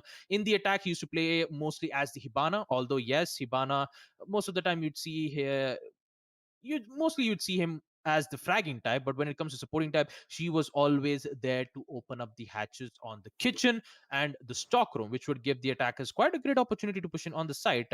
And she did quite well. She had the diffuser in hand. She even made sure at the execution phase she was there to plant the diffuser at all costs. She even had trust in his teammates, knowing that the teams have actually got their backs, and they actually did get the cover as best as soon as possible. And coming up to the Exterminate Esports' push in, Rin.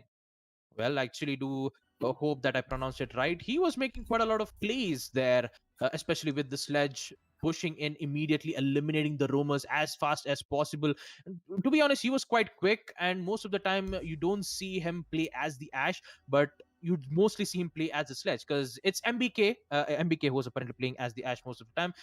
Didn't get quite a lot of frags then and there. It's so most of the time you'd see him in the mid rounds or the late rounds where you get those important kills, and that would be MBK. But most of the time, you'd see Rin getting those early frags on either both defense as well as the offense. So quite interesting, and uh, we'll see what's going to happen here, because we still do have two more rounds to go, round 14 and round 15. So let's see what's going to happen on those two specific rounds there. Absolutely. It's going to be a very interesting situation coming up because, again, Extremity Esports, of course, did take round 13. Oh. Oh, okay. So we've got confirmation that, in fact, there was a uniform being run by the player who was playing Ace. So I believe a decision may have been reached already if we check really quickly. Uh, so.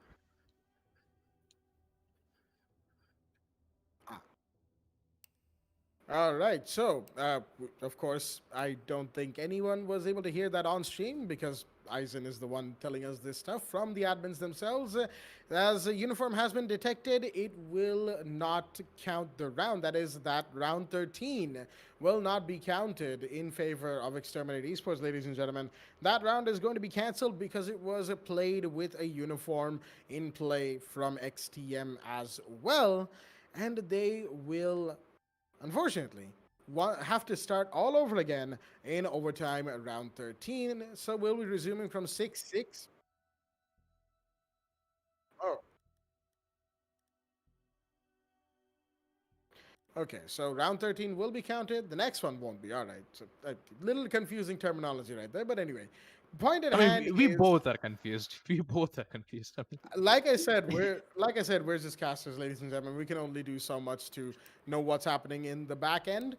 But the point here is round 13 has been counted apparently. Round 14 is where we will be resuming from, but the rehost is counted from the side of Exterminate Esports, and they have been given a warning.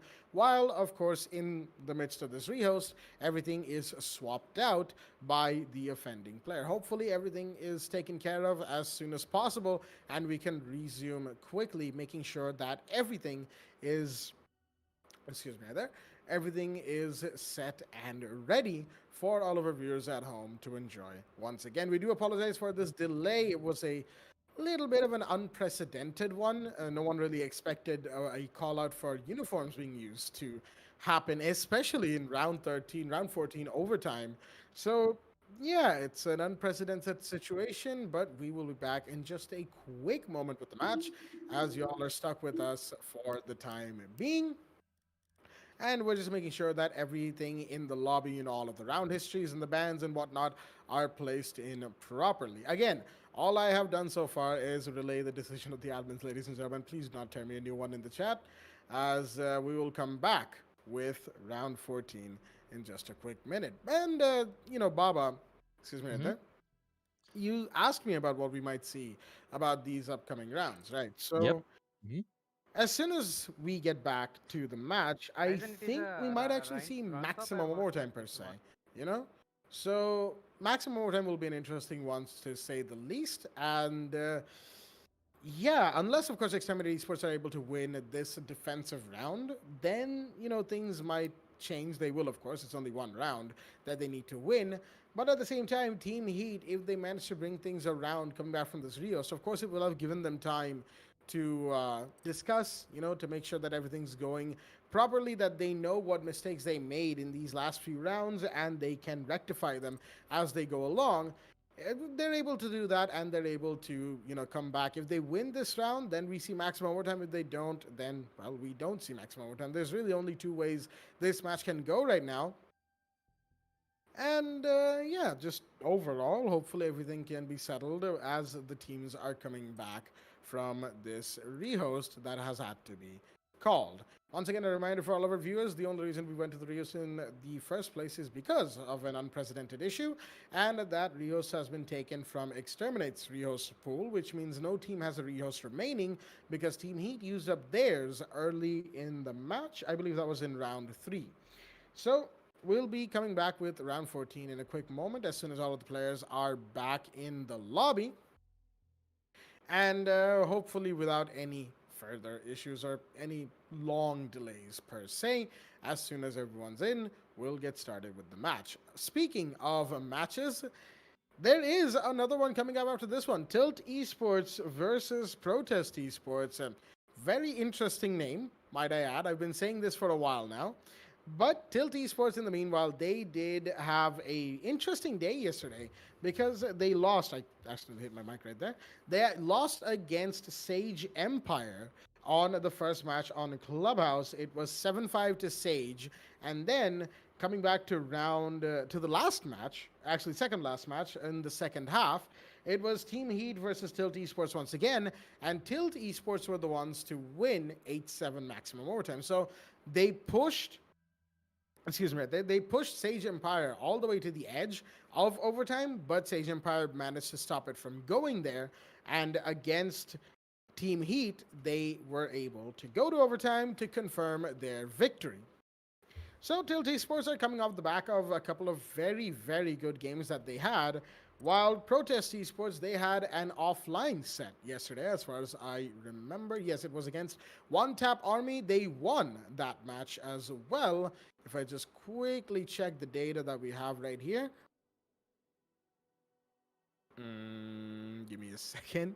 There we go. It was an 8-7 maximum overtime match in an offline game. So Protest Esports, again, not really having the best of starts per se, but losing on 8-7 isn't exactly the worst thing in the world. It means you've given your opponents a great fight, and they will be, Protest Esports will be looking to make the maximum of this next match, and it will be a great one because we have a map that we haven't seen in a while, of course, but we'll talk about that when we get into it, as all the players are joining into the lobby once again, and we will be back for one or maybe two rounds of exciting siege action, ladies and gentlemen. It's been a very big delay of a match once again. We apologize for these things happening.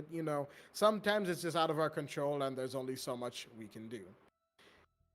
Right now, all we have left for a join is XTM Esports' final player. There we go. They are in, and we're just waiting for the ready confirmation to come out to make sure that the teams are ready to go. XTM has confirmed ready, and so has Team Heat. So, ladies and gentlemen, without too much delay, the match is coming back live on your screens in a quick moment right here. Clubhouse will resume, and it will be 7-6 in favor of Exterminate Esports after a very unprecedented rehost call had to be made. But, sometimes it is what it is. And round 14 will be where we resume from. There we go, 7-6. Everything is set, and the match is coming back live, ladies and gentlemen, as round 14 is in play. Well, round 14 and Exterminate Esports is on overtime match point. All they have to do is win their defense, and they've decided to pick second floor gym. Now, You do have the castle. He'll be able to place his armor panels right from the gym entrance, maybe on the stairs of, I mean, the main stairs window, and maybe on the third castle panel on the construction window, maybe, so that they can be able to hold that specific position in which the defenders are holding on. So with Attackers that, need to we're going to be locate seeing and S6 be coming defuse in any as bombs Lord that they Bane can. changes from the jackal to the sledge. Now, You can stop worrying about grenades since now. this is overtime match point for Team Exterminate Esports, all they have to do is win their defense, or else Team Heat will actually take care of that opportunity. Now, according to the first half in which Team Heat was on attack, we did see them successfully winning their attacks on second floor gym on round 4. Yes, that was round 4 where Team Heat did, however, successfully win their attack on 10 second seconds to floor go. gym. So taking gym on round 14, and with that 5 seconds being it remaining. on overtime match point, is definitely going to be uh, a challenge for Team Attackers Exterminate must Esports. locate Although and they did, defuse the however, bomb. win on round 1.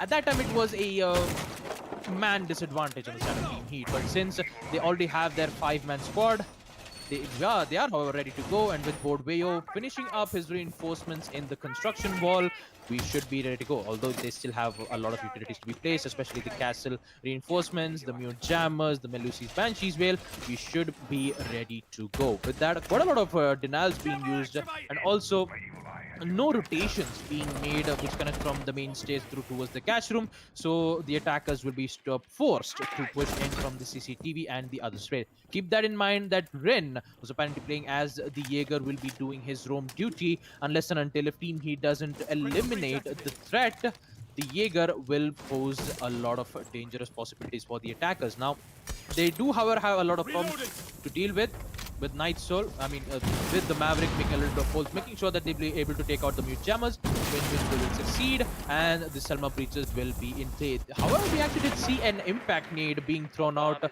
been just located. for an attempt to make sure that they'll be able to take out the Selma breaches, but unfortunately, they couldn't do it at all. Quite interestingly, we are going to see Triggered using his C4.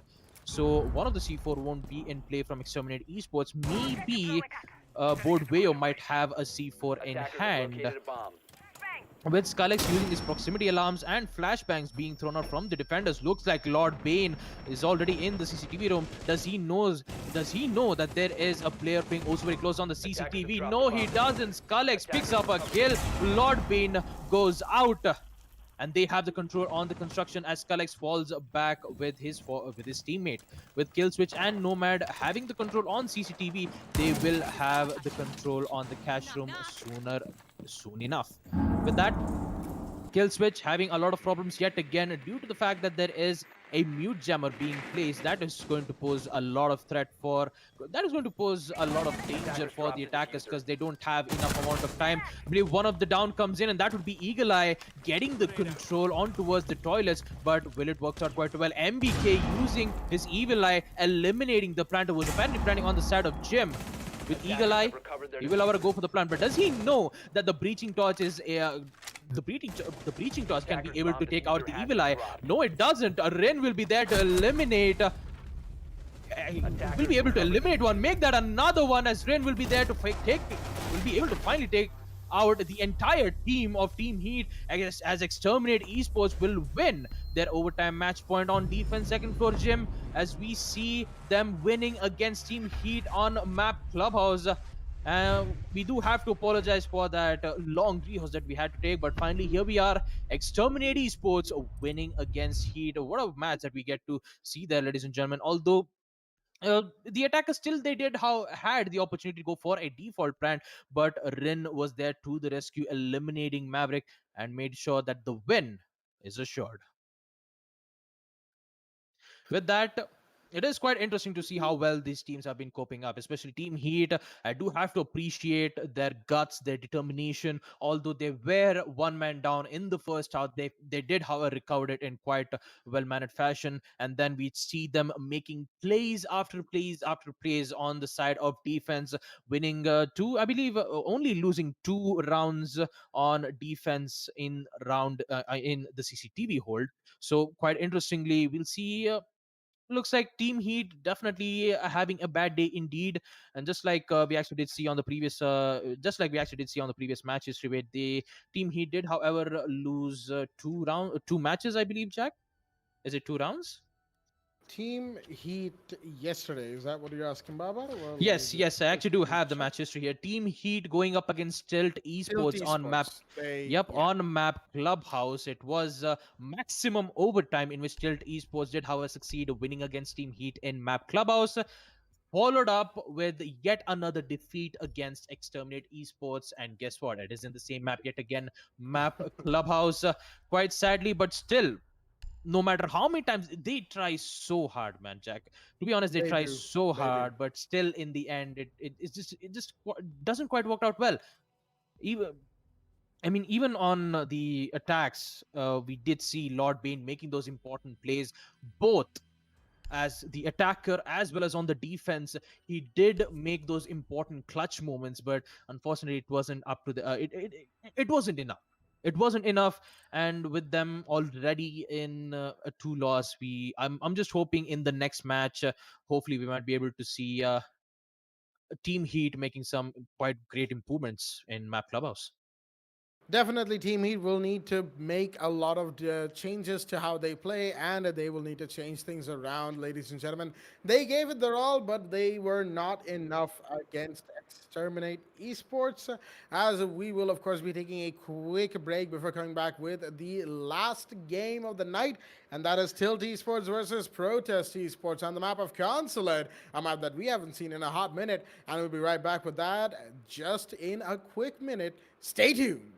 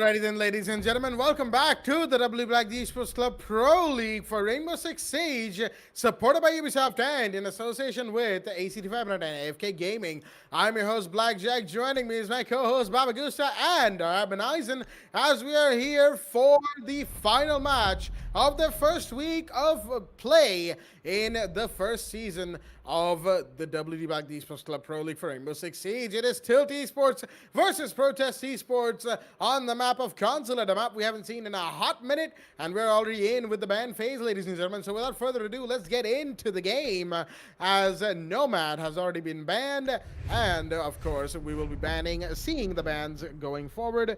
It is Thatcher.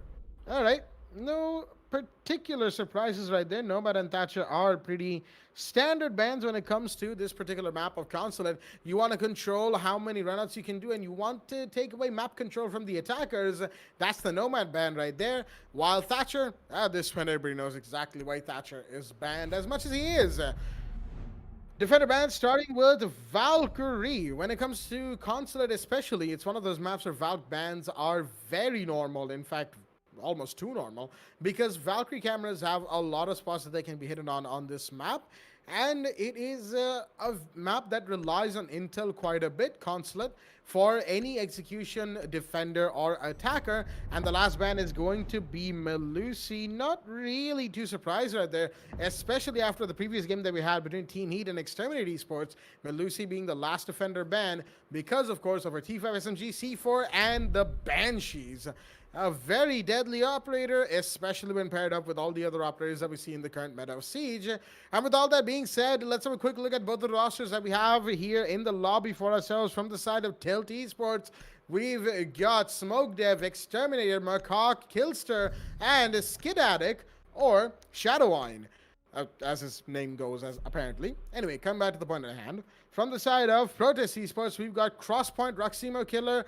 It's okay, I'll just call him Rux, Shinigami, and Not Sexy K. Okay, Not Sexy K right there, as a basement, garage, and cafeteria will be the site of choice in round one. Well, with that, 6-pick comes in. The Ying has been 6-pick to the Maverick on the side of Tilt Esports. So without further ado, let us begin our round one. Tilt Esports versus Protest Esports, where the defenders are going to defend on basement garage. And yes, it's going to be quite interesting to pronounce. Maybe I think it's Rux or Rux, huh? Maybe not, who knows, but I think I'll just stick with it's Rux. Alright, Rux is a good name, why not? So anyways, we actually do know that we have Sedatic, aka Shadowwine, who's been performing quite well in those previous matchups. We did see them winning in an overtime match point against Heat, I believe, on map Clubhouse. Quite an interesting match that we'd get to witness in previously. And also Mechhawk with those wonderful flicks that we'd get to witness right from below. As we're going to be seeing Not Sexy K proning through the stairs. Maybe he thinks that there is a jackal in play, and with him proning, he can be able to make sure that the jackal won't be able to scan his footprints. Unfortunately, Tilt Esports doesn't have a jackal in play, so it's actually not going to work out anyways. Shadowwine, aka Sedatic, is going to be playing as the Hibana. She will be there to open up the walls on the side of garage, or maybe use her Excaro spells to open up the hatches, I believe. Followed up with Roximo Killer and the Electrocross being placed from Crosspoint, as he's going to place he's going to be placing it in the bathroom hatches, which would make a little bit difficult for the attackers to push in. I mean, not push in. It's going to be very difficult for them to open it up unless and until they have a thermite in play, which isn't.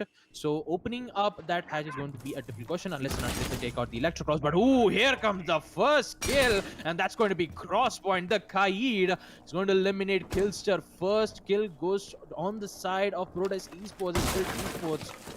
Protest Esports, they're having a good time. 1 minute 44 seconds left as the attackers have the axis of the piano room, and looks like Not Sexy K is going to eliminate another one. Exterminator is off. 2 early kills in favor of Protest Esports, and looks like Tilt Esports are in a bit of a pickle here. With McHawk, we've seen him perform quite well in some various matchups here. Maybe we can be able to see some plays out of nowhere from him. He's going to be seeing Maverick with this breaching torches, so going for a half-wall trick. But the C4 has been prepped from Rux as he is trying to open it up, but it would be best to not throw it off right away, because if we do, however, throw it, the bandit charge, which, however, electrified the wall, will be able to take out the C4. Well, anyways, with the talking with that, we're going to be seeing two of the Excaros pellets being used to open up the walls of the basement garage. It will, however, open, which gives them access to push in through the white van. Although they don't have a direct angle to watch on the yellow stairs, it would be better for them. It would be better for them to hold down to the yellow stairs to make sure that the push from the defenders won't happen. And that's where McHawk is playing, and looks like he is going to find one near the pipes.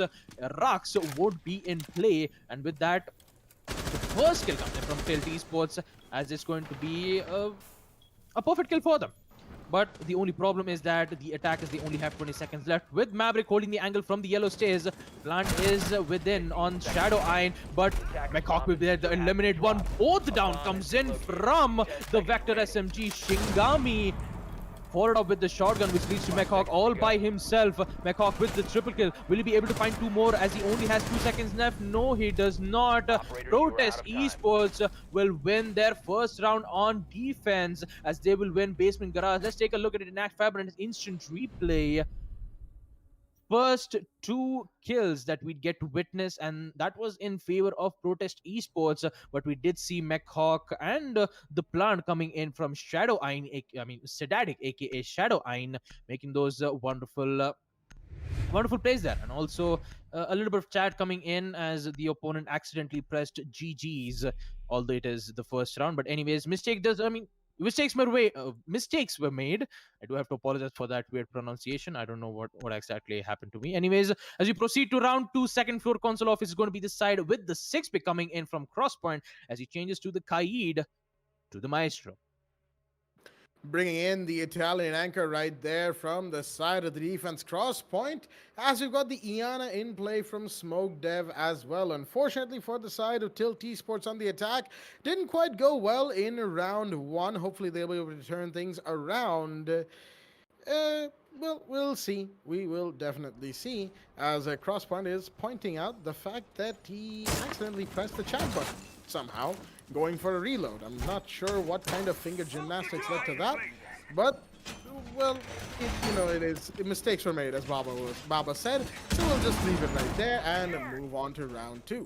Second floor console is the side of choice, and this is going to be very, very interesting indeed. I'm pretty surprised how the Mira on Yellow Stairs was able to get that double kill as well, taking one, and not only that, but bringing out the shotgun to confirm on the other. The I-2812S is not a very good shotgun to confirm on enemy bodies, but, it is what it is, as round 2 will be underway in the action phase. That's an interesting deployable shield that we got to see from Not Sexy K right there on the, facing vending machine and the desk room, that is, of admin office. I'm very interested to see his thought process behind that. He might be looking to protect himself from a push from that specific region, as admin is, of course, a high traffic zone in certain rounds, in certain situations. He has got the Kaid as well to protect him, but Shinigami is going to start things off by taking down Exterminator. It looked for a second like Shinigami was going to be the first one to die, but no, he is not only more than alive, he's taking gunfights left, right, and center, trying to fight somebody outside of Visa. Looks like that is Shadow Iron right here. And there's Smoke Dev. Both of them are going to be trying to find him, but no, it's Killster who's going to find Shinigami instead and show him his way to the afterlife. Thus, then, a minute 55 remains for the side of Protest Esports right there, ladies and gentlemen. And TEC Esports, who will need to get in there. But having taken that first kill from the defenders, it is going to be interesting to see how they... Ooh, that was a hologram right there. I was confused for a second. I thought, wait, where's Iana going? But turns out Smoke Dev is safe and sound inside of admin. With his teammates, the diffuser being traded for a quick second, as the Skidatic will be the one to pick it up nice and quickly, and a dropout to push in towards the site. Makok coming up. There's the Gershman that he has to be afraid of, as Rux seems to have been stunned from that one as well. Not sure exactly how that happened. It could have been the one next to him, but not sure how that one got triggered in the first place. As flashbangs are coming out, Makok heard that pre-fire, and he's going to go in peeking. There we go. Swings wide, and Rux goes down, as that's the second body drop, but Skedatic was going to go down. That Shadow End, that is. Crosspoint taking that kill, and dropping Diffuser outside of the balcony. As he's going to go for this peek on the Visa stairs right now, trying to find that operator who is playing a game of peekaboo right now. But no bodies dropped, no attackers have fallen yet. It's a 3 versus 3 between both teams with 40 seconds remaining on the clock for Tilt Esports. They have to get in there, they have to retrieve Diffuser from balcony, and they have to get these kills. Those are the objectives for Tilt Esports, with the last 30 seconds coming in clutch right now. Protest Esports, in the meanwhile, are looking strong in this defense. They might just be able to take round 2, as Crosspoint is trying to go for a balcony peek once again, but Killster is going to take a lot of damage. That's from the Scorpion of the Ella, as glue mines are going off. The Diffuser has been recovered, but a drop comes in, and a kill comes in as well. Makok goes down, as so many bodies are being dropped left, right, and center. It's a 1v1 all down to the Iana, and the last defender, not Sexike, who is nowhere to be found. SmokeDev has the Diffuser. He's going to be forced to go for the plant, which means Sexike has to come in, and all he has to do is get the kill. He's going to go through the rotate and finish it off. There we go. Protest Esports will take round 2. It came very close, as we'll see in the Act 5, but an instant replay, ladies and gentlemen. It came very, very close indeed. Bodies were dropping. It was refrag central. At the end of the day, round 2 went the way of the defenders by forcing the attacker to go for the plant, and SmokeDev could only do so much in that last-minute situation. With that, 2-0 is the scoreline going into round 3, and we are headed to lobby and a press room on first floor. Well, 2 defense rounds in favor of Protest Esports as we turn our attention to the third round. We're going to be seeing not Sexike playing as the alibi this time, and Shinigami. Is it Shinigami or Shingami? I just kind of like to call him as Shingami, because why not? As he's going to be playing as the Mozzie, as Crosspoint with the 6-pick comes in as he changes from the Kaid to the Mute. Now, since the side is going to be on first floor lobby, it's going to be a possible win for the attackers, knowing for the fact that the site is on first, knowing that it has basically the site is near the entrance of where the attackers used to come in. So all they have to do is to make sure that they clear the either the connectors which connects from the main entrance and the piano, or Attackers they need to would locate just and defuse bombs. eliminate the roamers first, or Attackers eliminate the discovered the anchors, of location course, a and just go bomb. for the plant, wait for the plant to come in, and then Protest Esports has to deal with that post-plant situation. Now, it is going to be difficult for them, especially for the defenders, but let's see how well they're going to be defending, since that we are going to be seeing Shingami and not Sexike do the roam duty. In fact, maybe one would be holding on the console office, the second would be holding on the meeting room, with not Sexike having his the holograms to provide not only the intel to exactly know what kind of location the attackers is, but also it's quite useful to bamboozle your opponents at a greater notice. So we'll see what's going to happen here as we end the prep phase and bring in the action phase. We're going to be seeing Rux with the Legion. He's going to be able to make a rotation which connects from the piano through towards the toilets or bathrooms. And Sedatic, aka Shadow Ein, he's going to be able to drone out the admin office, make sure that there isn't any operators who are apparently, roaming in that specific position. Exterminator holding the angle in the main entrance, hoping to find out. He knows that there is exactly one player, gets instantly denied from the ADS, and I believe that is Mute playing also very close near the hatches, I believe, and he is safe just for now. If the hatches is not reinforced, maybe what they could have done is make the attackers push right from below, but Crosspoint with that angle, he's going to eliminate Exterminator. Quite an important kill, and also an early pick coming in on the side of Protest Esports. And looks like not Sexike, he's just waiting for the attackers to push in, but unfortunately he's just going to be able to get a chill pill. I mean, you do know that there's already an early peak. All they have to do is just sit back and relax and wait for Tilt Esports to go for the push in. We're going to be seeing Iana with the drone work detecting exactly where Shingami's positioning is, but she needs to still figure it out on what kind of push that she needs to go on to. Whether she might go for a long desk push or on the meeting room. We're going to be seeing Not 60K going for a pre-fire that almost did get the head. I mean, maybe they did, however, decrease a lot of HP from that pre-fire, but won't be able to find out. But Shingami almost lucky, in fact.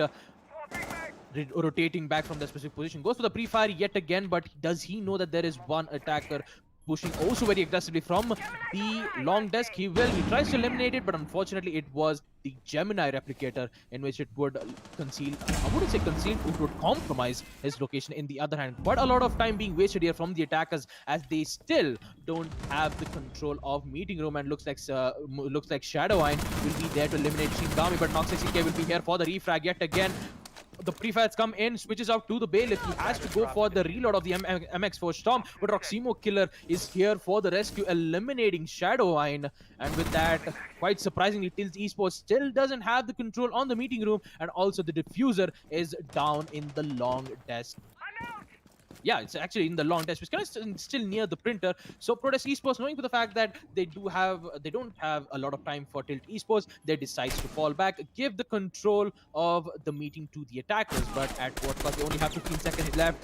Crosspoint is still in that hatch. Quite surprisingly, 10 seconds left for Tilt Esports. They need to make a push. Ash goes down, which leads the only operator remains, and not 60K will be there to eliminate the final operator of Tilt Esports, as Protest Esports will win a round 3 on first floor lobby as we proceed to round 4. Quite a lot of problems that Tilt Esports is having on map Consulate. Quite surprisingly, they do have a lot of problems getting the control of the meeting room as well as the console office, in which the Mossy was playing also very close on the long desk. And although they did had the intel on what kind of positions that they were playing in, they were too late for that execute, which lead to only 2 operators remaining on the side of Tilt Esports. They couldn't do anything much more than that, with them having only 10 seconds left. With that, as we proceed to round 4, basement cafeteria is going to be the site, and we're going to be seeing Not 60K doing the roaming duty yet again, playing as the Vigil. Attackers need to locate and defuse as many bombs as they can. All right, 3-0 is the scoreline going into round 4, ladies and gentlemen. A fantastic set of rounds coming out from Protest Esports. Well, I mean, it is what it is. We've seen, we've seen the rounds that have happened, and they've been fairly great so far. And hopefully, Protest Esports can keep going at this pace. But Tilt Esports, in the meanwhile, they are going to have to try and make a little bit of a mini comeback of sorts, because right now 0-3 down. All right. If you're wondering what happened right there, our host had some snarky remarks to say, but of course none of our viewers heard that in live, so we'll just save that for later. Anyway, coming back to the point at hand, ladies and gentlemen, 3-0 is the scoreline. Tilt Esports need to tighten things up right now, as Protest Esports are going somewhat strong. Sure, it's been a little bit here and there, but they have to try and find their rhythm, so to speak, and make a little bit of a mini comeback right now if they don't want Protest Esports to run away with it. Tilt, they looked very good yesterday against Team Heat. It was a maximum overtime match that they managed to win after a huge fight. While Sage Empire, they were the ones who beat Tilt Esports, ladies and gentlemen, and that was a 7-5 for Sage as well. So Tilt Esports gave a good fight to both teams, and in both situations, they started off in a little bit of a downside, a little bit of a deficit in the early game. So who knows? Tilt Esports might be able to turn things around, starting from this very round itself. Already, piano control is going to be established from the side of Tilt, as they know exactly what they have to do. They know where they have to go. But it's after this where they've had trouble before. They've had troubles with, getting into good positions. They've had troubles with accidentally turning on the chat, apparently. And just the standard stuff with Siege, Regardless, a kill will be dropped. That is Roximo Killer off the board, and I need to stop rambling in the early game, ladies and gentlemen. But the Zofia will take a kill. The Jaeger will drop early, and that's a big one right there. The 416Z carbine will no longer be available for Protest Esports, and a breach has been done on the main garage wall as well. Ash trying to push down the yellow stairs, gonna take care of the barbed wire using, of course, the breach charge, and a little bit of damage done to Rux as well, as the Ash is trying to just get in there. There goes Shadow with the plan, but no, a kill is confirmed. One is down. Will that be two? Yes, it is. Rux has denied the diffuser, and Exterminator is gonna take a lot of damage. In the meanwhile, another kill confirmed. It's a triple, but not a quad. The Zofia comes in, takes one, and then there's Crosspoint to refrag instantly, leaving Exterminator the last man standing in a situation that he will not win, as Sexy K is going to come in and finish things off for the side of Protest Esports. Round 4 goes to them on Basement Garage. And we'll see that in the Act 5 at instant replay. Of course, it was not a good situation to be in, as Macaque could not stop Rux from coming in, taking him down, and then the planter.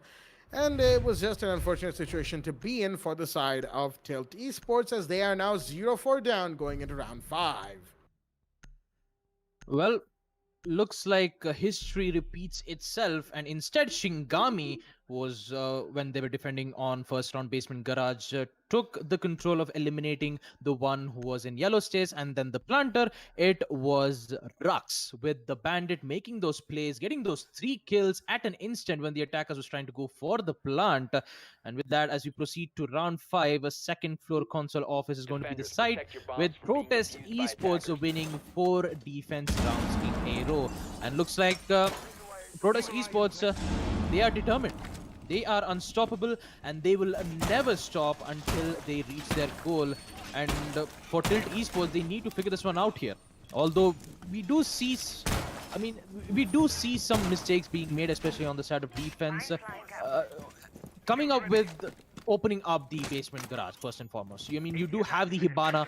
The only problem is that you just open up only the right side of the wall, which would only give entrance, but you won't be able to hold up an angle right from far away from the side, which would give the defenders an opportunity to hold easily from yellow stairs, as well as the pillars, in which you actually just get to see it twice in a row.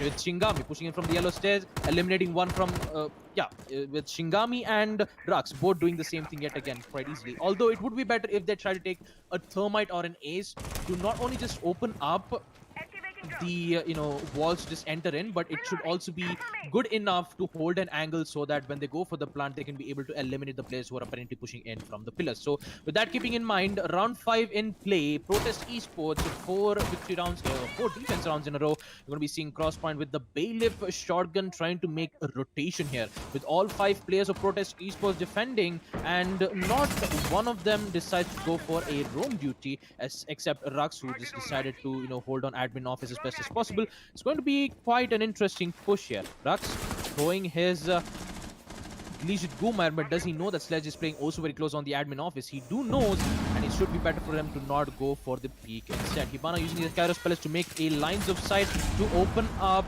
the printer room, or the printer wall, and also the second, I believe, which is from the long desk. That would give them lines of access, but hopefully with some good hard breacher being used, they can be able to eliminate the defenders as fast as possible. With Roximo Killer playing on the yellow stairs with a little bit of ADS being placed, it's quite interesting to see Tilt Esports not going for a rappel on console office window and try to push in from the yellow stairs, but instead they'll push in from the admin office instead. With one of the operators rappelling in from the meeting room, not 60k is forced to he's forced to go back.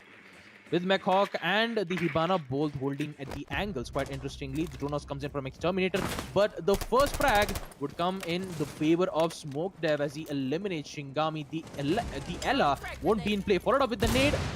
Doesn't work out. Macaque, on the other hand, actually he will get 2 kills, eliminating Not Sexy K and Rux. Make that another one. Macaque is on fire, ladies and gentlemen. Make that a 4 kill. Tilt Esports, a flawless round on attack thanks to Macaque. With those 4 consecutive kills, they will finally break the curse, as Tilt Esports will win their first attack on second floor console office as we proceed to round 6. Protest Esports They did not expect that push coming in from McHawk. A very aggressive plays coming in from McHawk. A beautiful display of skill as we get to see from that R4C carbine. 4 kills in just 4 seconds.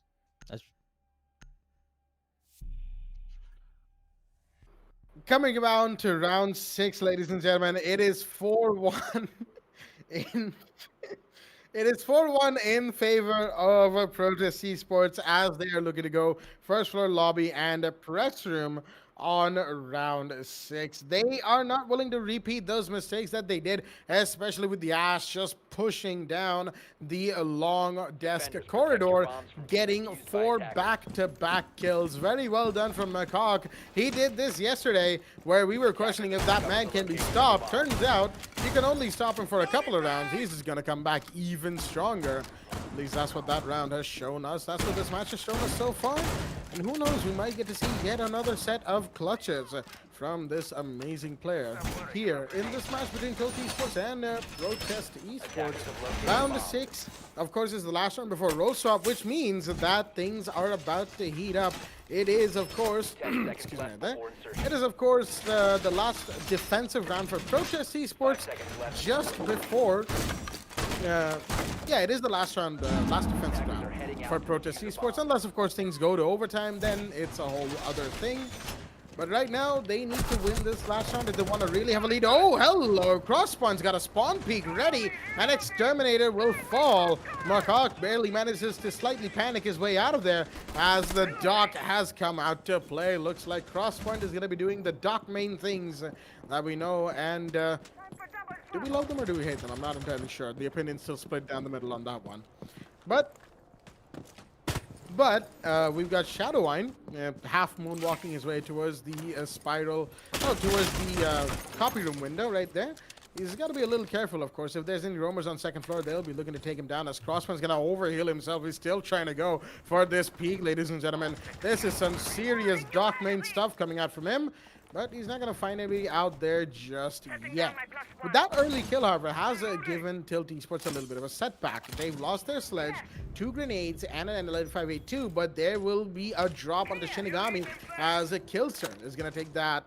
Very, very well done on second floor. That's a roamer of the board. There's still another one on meeting room, mind you, and that is Sexy K just sitting and waiting for them to push him. McHawk is going to take the gunfight. He's not going to find him just yet. The smoke is not even damaged so far. He needs to get this kill, though, for his team as Smoke is trying to rotate back through yellow stairs, I believe. And the man is slowly but surely, yep, he's already down spiral. All right. He's made his escape quickly, and he's going to go down spiral even farther just to save himself the trouble of meeting any attackers for the time being. Roximo Killer, on the other hand, is on yellow stairs. He's about to be droned out nice and quickly. There we go. Drones have seen him. Excuse me right there. And he will have to retreat because that angle's about to be peaked, and he's already gone back to site as well. Well done from Protest Esports, honestly. They wasted a bit of time with this offsite play, and now they've fallen back in as 60K is going to take a bit of damage, deploy a gas grenade, and fall back even farther to site. Grenades are coming out from the Iana. Smoke Dev is not going to find anybody, however, as Sexy K slowly pushing up the bottom of yellow stairs. Still not going to find anybody, though, as most attackers are concentrated above. Trying to play vertical, but not going to see anyone there either, as Smoke Dev is slowly starting to push down the spiral stairs. Iana trying to find somebody from that central angle. Will she, though? No bodies have been dropped yet. Shots are being fired, however. There's somebody on yellow stairs who's coming up close, and that's Zofia who'll go down. 3 bodies are going to go down as Shadow and Killster and McHawk are going to drop, leaving Smoke Dev, the last one standing. Legion's going to peek him, but he's going to go down the dock, somehow missing all the action as Roximo Killer will come in to finish off the round for the side of Protest Esports, ladies and gentlemen, as we see in the Act 5-minute instant replay. For whatever reason, Crosspoint was just sitting inside of that hatch room the entire round and missed the action when it came down to it, as it is now 5-1 in favor of Protest Esports. They are 1 round away from match point, 2 rounds away from winning, and TEC Esports are looking very, very shaken right now. Well, I do have to agree on that, Jack. Round 7 role swap. We're going to see Tilt Esports on defense. Maybe they can be able to bring this match back up. Who knows? Or will Protest Esports continue their dominance against them? Well, we'll actually get to find out in round 7. So we'll be seeing a 6 becoming in as Mechhawk changes from the smoke to the Ella, as Not Sexy K changes from the Buck to the Buck. Quite an interesting IQ. I mean, 200 IQ 6 pick. I mean, most of the time I do it, but unfortunately, I play rank. And rank doesn't have a sex pick anyway. So, anyways, round 7 will be in play. As the site is in Attackers second need to floor locate and console defuse office. bombs. And we're going to be seeing Rux playing as the Blackbeard, the rifle shield, which would prove to be quite efficient when it comes to holding angles, when it comes to repelling from the console office window. So it's going to be an interesting pick here from on the side of the defense. You have Exterminator playing as the Pulse. Maybe he will be playing right from the basement to get those important intels thanks to his cardiac sensors to figure out if they are either repelling from the admin office window or they are repelling on the meeting balcony. Anywho, maybe we might be able to see Tilt Esports thinking of going for a very aggressive run out, although Valkyrie is banned on defense, which should give a higher possibility for the defenders to go for a run out. But I mean, the same goes to the attacker as well. The Nomad won't be in play because she's also banned indeed, which would give the defenders a lot of opportunity to go for a run out. And just as I was talking about it, the spawn pick comes in and it is going to be Killster eliminating the Blackbeard. What an unfortunate... that's quite unfortunate there on the side of Protest Esports, as already the early peak comes in, but an early refrag also comes into Crosspoint with the angle, eliminating Sedatic, aka Shadow Ein. And here comes the refrag yet again, and this time it's going to be the Mechhawk playing as the Ella. The Scorpion Evo SMG, which proves to be, which has a lot of fire rate, but doesn't exactly know that there is another rappel coming in from the connector, and that is going to be Shingami eliminating the Ella. With that, this the man count is equalized yet again, and Protest Esports is still worried about that run out, especially on the side of Yellow Stays, as they don't have a Claymore, I believe. If they do have it, they shouldn't have to worry about it that much, but since it is quite difficult, knowing for the fact that the Nomad is not in play, and Claymores are the only thing that would give a chance for the defenders to go for that bait. So I'm going to work out quite well. Killster going for that peek, hoping to eliminate Not 60k, who's apparently been repelling in the bathroom's window. As we see Exterminator, those good intels is actually quite good. All he needs to do is to relay that information for them, and he will do exactly that. Exterminator eliminating Shingami, but he still needs to be careful not Sexy K, who's apparently made a really long angle, I believe, right from the bathrooms. With Tilt Esports very strong on defense in second for console office, Proximo Killer will be there to eliminate Smoke Dev. The score count is again equalized. My god, it's quite interesting to see what's going to happen here, but that shot from Killster will be able to eliminate Not Sexy K, which leads to Roximo Killer all by herself. And inside of console office, he is going to go for the plant. Will the defenders be able to recognize he's going for the plant? Yes, they will, with Killster eliminating the final player of Protest Esports, as they will win round 7. Let's take a look at that in Fibernet instant replay. Killster with those impressive plays, eliminating the Buck and the Sophia, which would give Tilt Esports 2-5, and they still need to win 3 more defense rounds to equalize the round against Protest Esports. As we proceed to round 8, Basement Garage is going to be the site. Is this going to be Tilt Esports Awakening, ladies and gentlemen, similar to how they had yesterday against Team Heat, taking an early disadvantage and turning it into their advantage, as they're looking to make that happen once again. But this is a infinitely tougher situation than a simple 1-3 or a 2-4. It is a 2-5. They were down 1-5 coming into roll swap, and they've taken 1 round. They need to take 3 more for an equalizer, 4 more for match point, and 5 more for a victory. It isn't actually impossible because, once again, I keep hitting my mic a lot today, but come back to the point I was trying to make.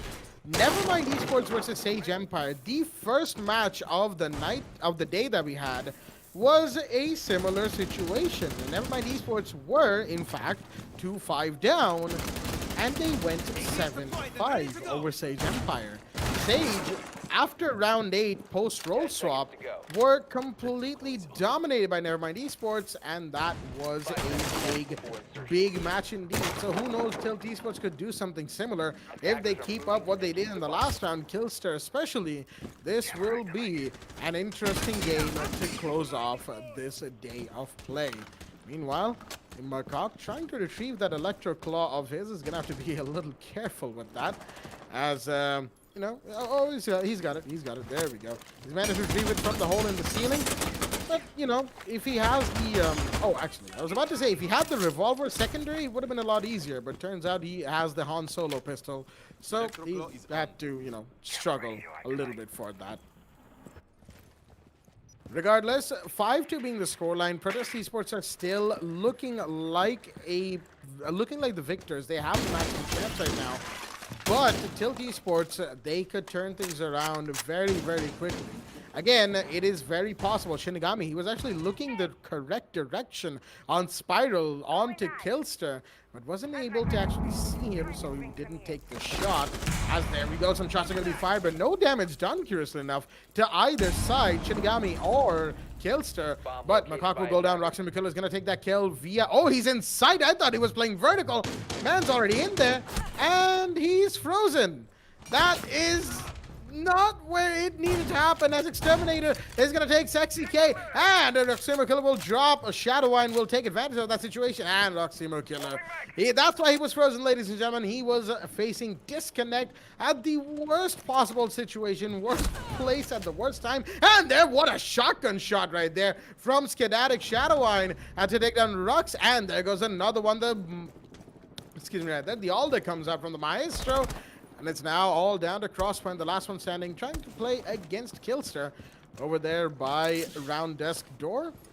Not gonna happen though, as he's caught in a bad position, a bad situation. 1v4, and shots are fired from the Vigilance Cell bathroom, and the kill will be secured. Exterminator make sure Crosspoint cannot do any damage to his team. And with that, Tilt Esports have won yet another round. Round 8 goes to them. And ladies and gentlemen, this match is coming ever so closer, as we're going to have to go into a rehost, unfortunately, because Protest Esports did lose Roximo Killer in that very awkward situation. And we'll be right back with the match in just a quick moment. Hopefully this rehost won't take too long, of course, as from 1-5 to 3-5, where Tilt Esports are slowly mounting a little bit of a comeback. They've taken these last 2 rounds very, very well. Killster in round 7 did a good job of taking those kills when his team needed them to. And this round would have been very different if Roximo Killer did not freeze in the middle of sight. He was in the middle of making a clear out. The Mute had no idea where he was, and that would have been another kill. That was Shadowwine as well. The Mute right by red door. Unfortunately, Roximo Killer, like we saw, froze, disconnected, but as it were, you know, it is what it is, and the man was just very unlucky in that particular situation. With all that being said, like I just said, you know, 5-3 the scoreline, it is very interesting to see where this game goes out to from this point onwards, and we'll find out whether or not a comeback is possible for Tilt Esports, as Protest Esports are being pushed slightly. Pressure is being applied, and it looks like this match could go to an equalizer. It could not. We will find out in just a moment. But Baba Gusta, what do you have to say about this match that we've had so far? Well, first things first, when Protest Esports were on defense for like in the first half, Protest Esports did, however, succeed in defending a total of 4 rounds consecutively. Although we did see quite a lot of repeat, especially Shingami on first round, where the attackers tried to go for a plant on the default on the side of basement garage. They even had a particular operator who's holding on yellow stage, but unfortunately didn't expect it to see a defender operator out of nowhere, eliminating not only just the particular operator was holding the angle, but also eliminated the diffuser, which in fact gave them 2 rounds in a row. It was completely a how would I like to call it? Basically, it was more of like predicting for a Tilt Esports on the side of attack, which made Protest Esports an easy way of finding their weaknesses, making sure that they would eliminate, get those early frags as best as possible,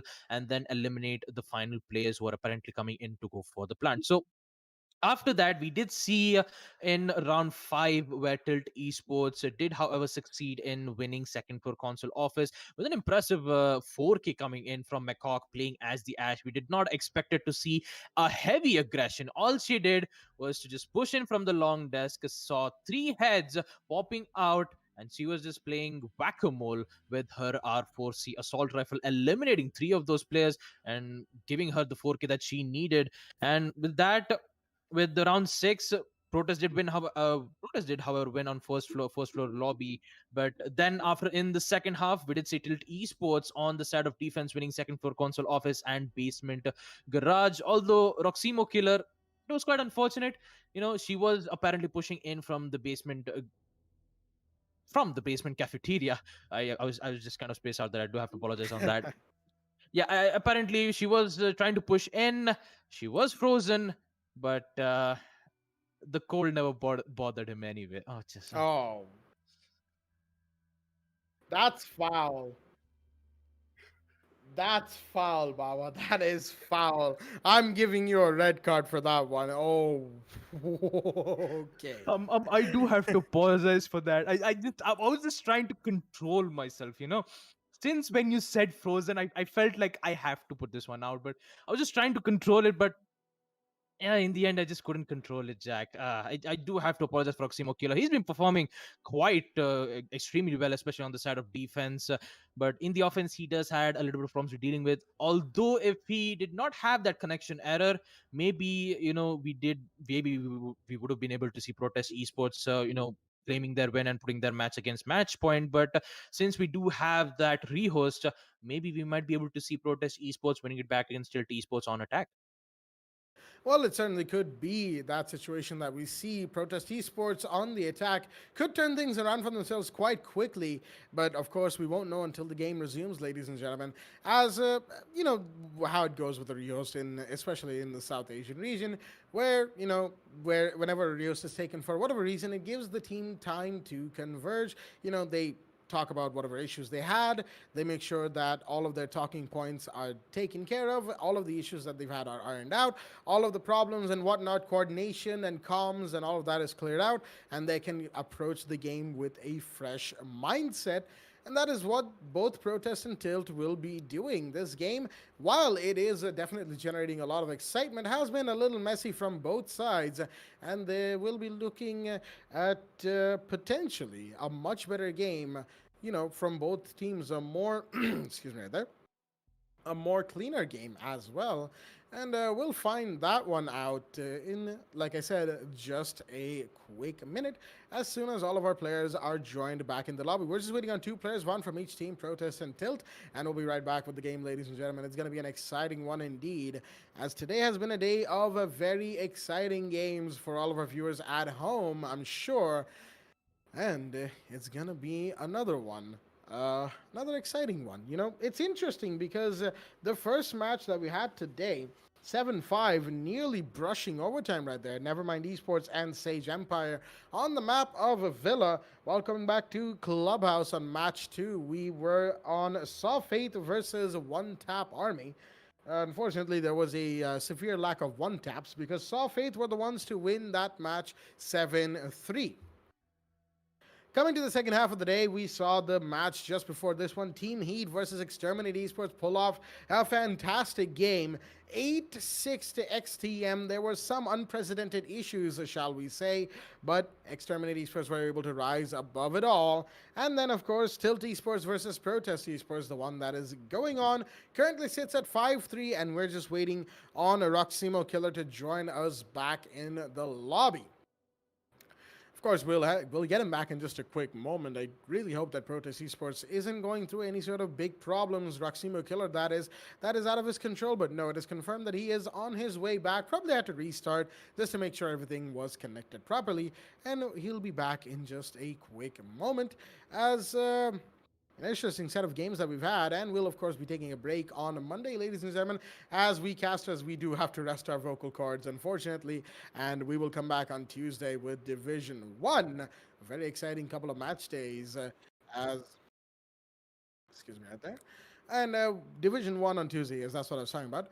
It's going to be a very interesting week too, I feel like, because some of the matches that have transpired over the course of this week have been interesting to say the least. Some 7-0s and some overtime match points that we've seen over the course of this first week. It's always an interesting time, the first week of any league when it begins, because it's a long, players are mostly playing for that long game. They want to make sure that they secure themselves for that long haul, and getting those wins early is very important. You see big fights happening between teams in game, of course, and it's always exciting to cast those. But I'm interested to see, as we approach the mid-tournament time, the end of season 2, season 3-ish, what will be the situation there as the divisions slowly start to set in on which teams are sort of, they're going to be permanently there till the end of the league, and which teams are going to be, the new ones filtering in and out of the system.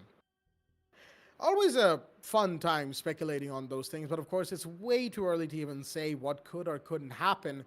Maybe not for Division 1, but then again, there are some shakeups happening. Again, ladies and gentlemen, I have specified this a lot. TRN Valiant on Div 1, a team we did not expect to come out as strong as they did, but they have shown up. And not only that, coming back to this league, they are on Division 2, and they have made a statement in their first match days.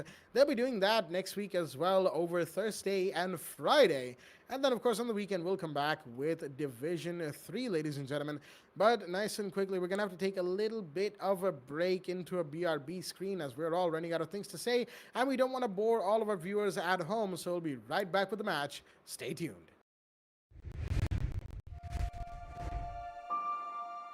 The moment of creation is a form of magic, where an off becomes an on, a 0 becomes a 1, then another, and another, until, deep in the complexity, you discover order, speed, reliability, power. Experience the WD BLACK NVMe SSD.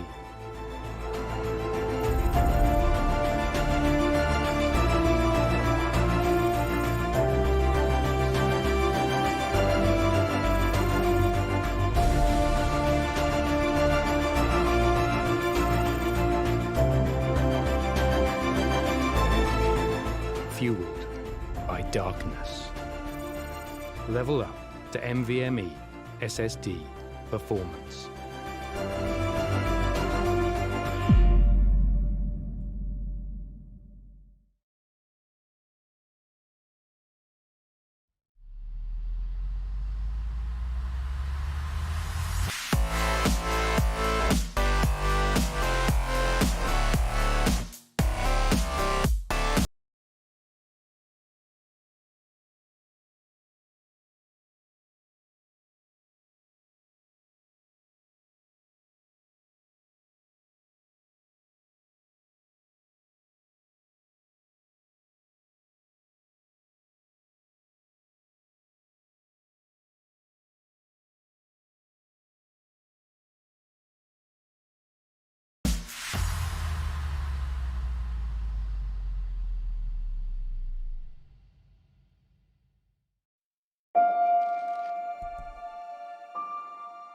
The moment of creation is a form of magic, where an off becomes an on, a 0 becomes a 1, then another, and another, until, deep in the complexity, you discover order, speed, reliability, power.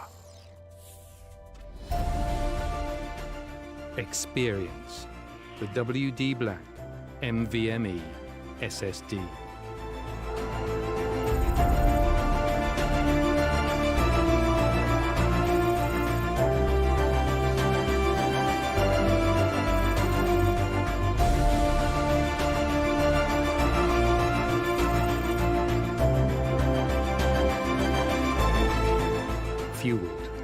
by darkness. Level up to NVMe SSD performance.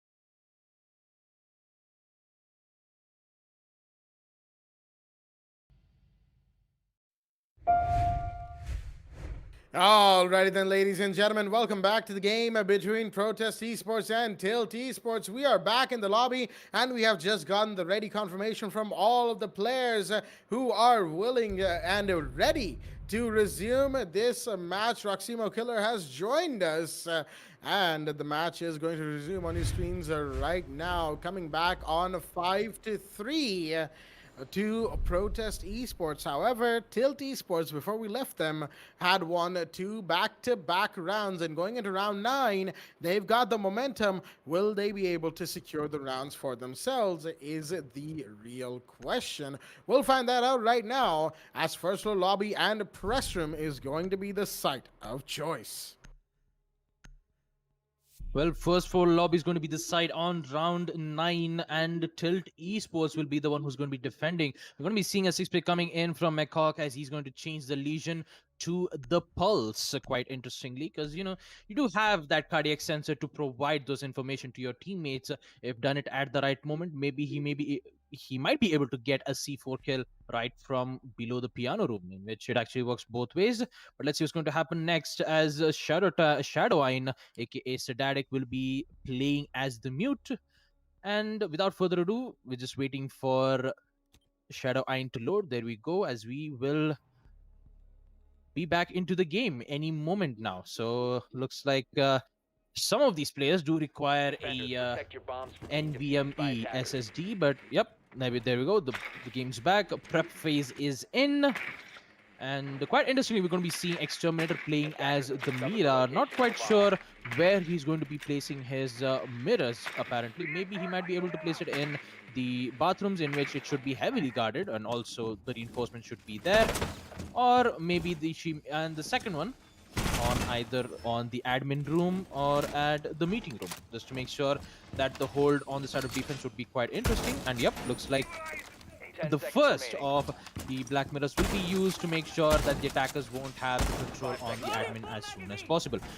Quite a lot of utilities being placed, with including the jammers, the ADSs, to make sure that the Mira that apparently who will be holding that specific position doesn't have any problems dealing with any utilities coming in from the attackers, be it any frag grenades or the impact nades, concussive nades, and also some of the utilities that comes in from the attackers. But let's see what's going to happen here.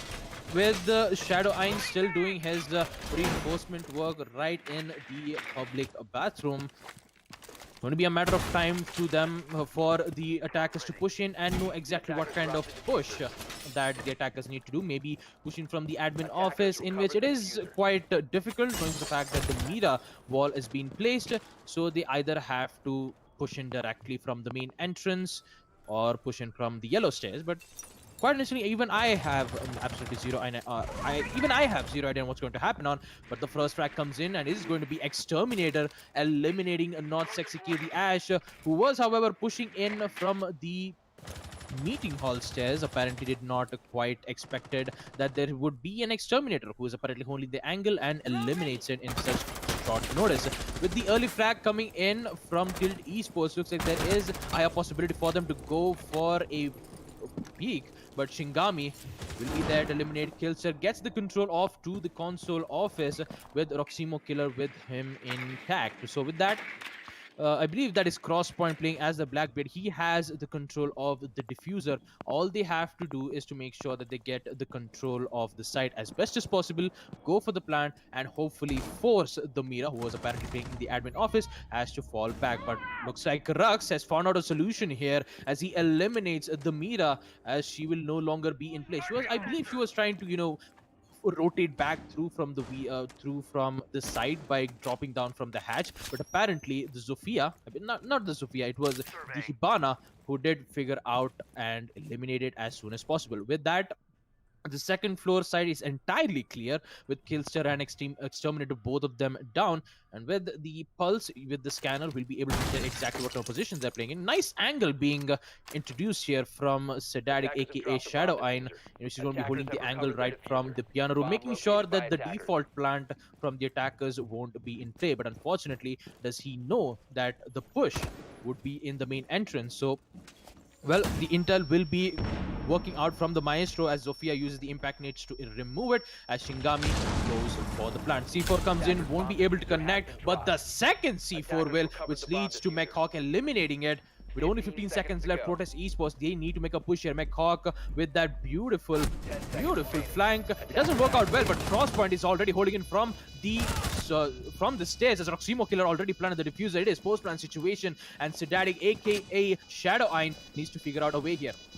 With Roximo killing going outside and Crosspoint playing on the spiral stairs, it's not going to be an easy way for Shadow Iron to clutch this one out here. Sees the head of Zofia, doesn't get the kill, as Roximo Killer will be there to eliminate Shadow Iron, as Protest Esports will win round 9. Let's take a look at it in Nax Fibernet's instant replay.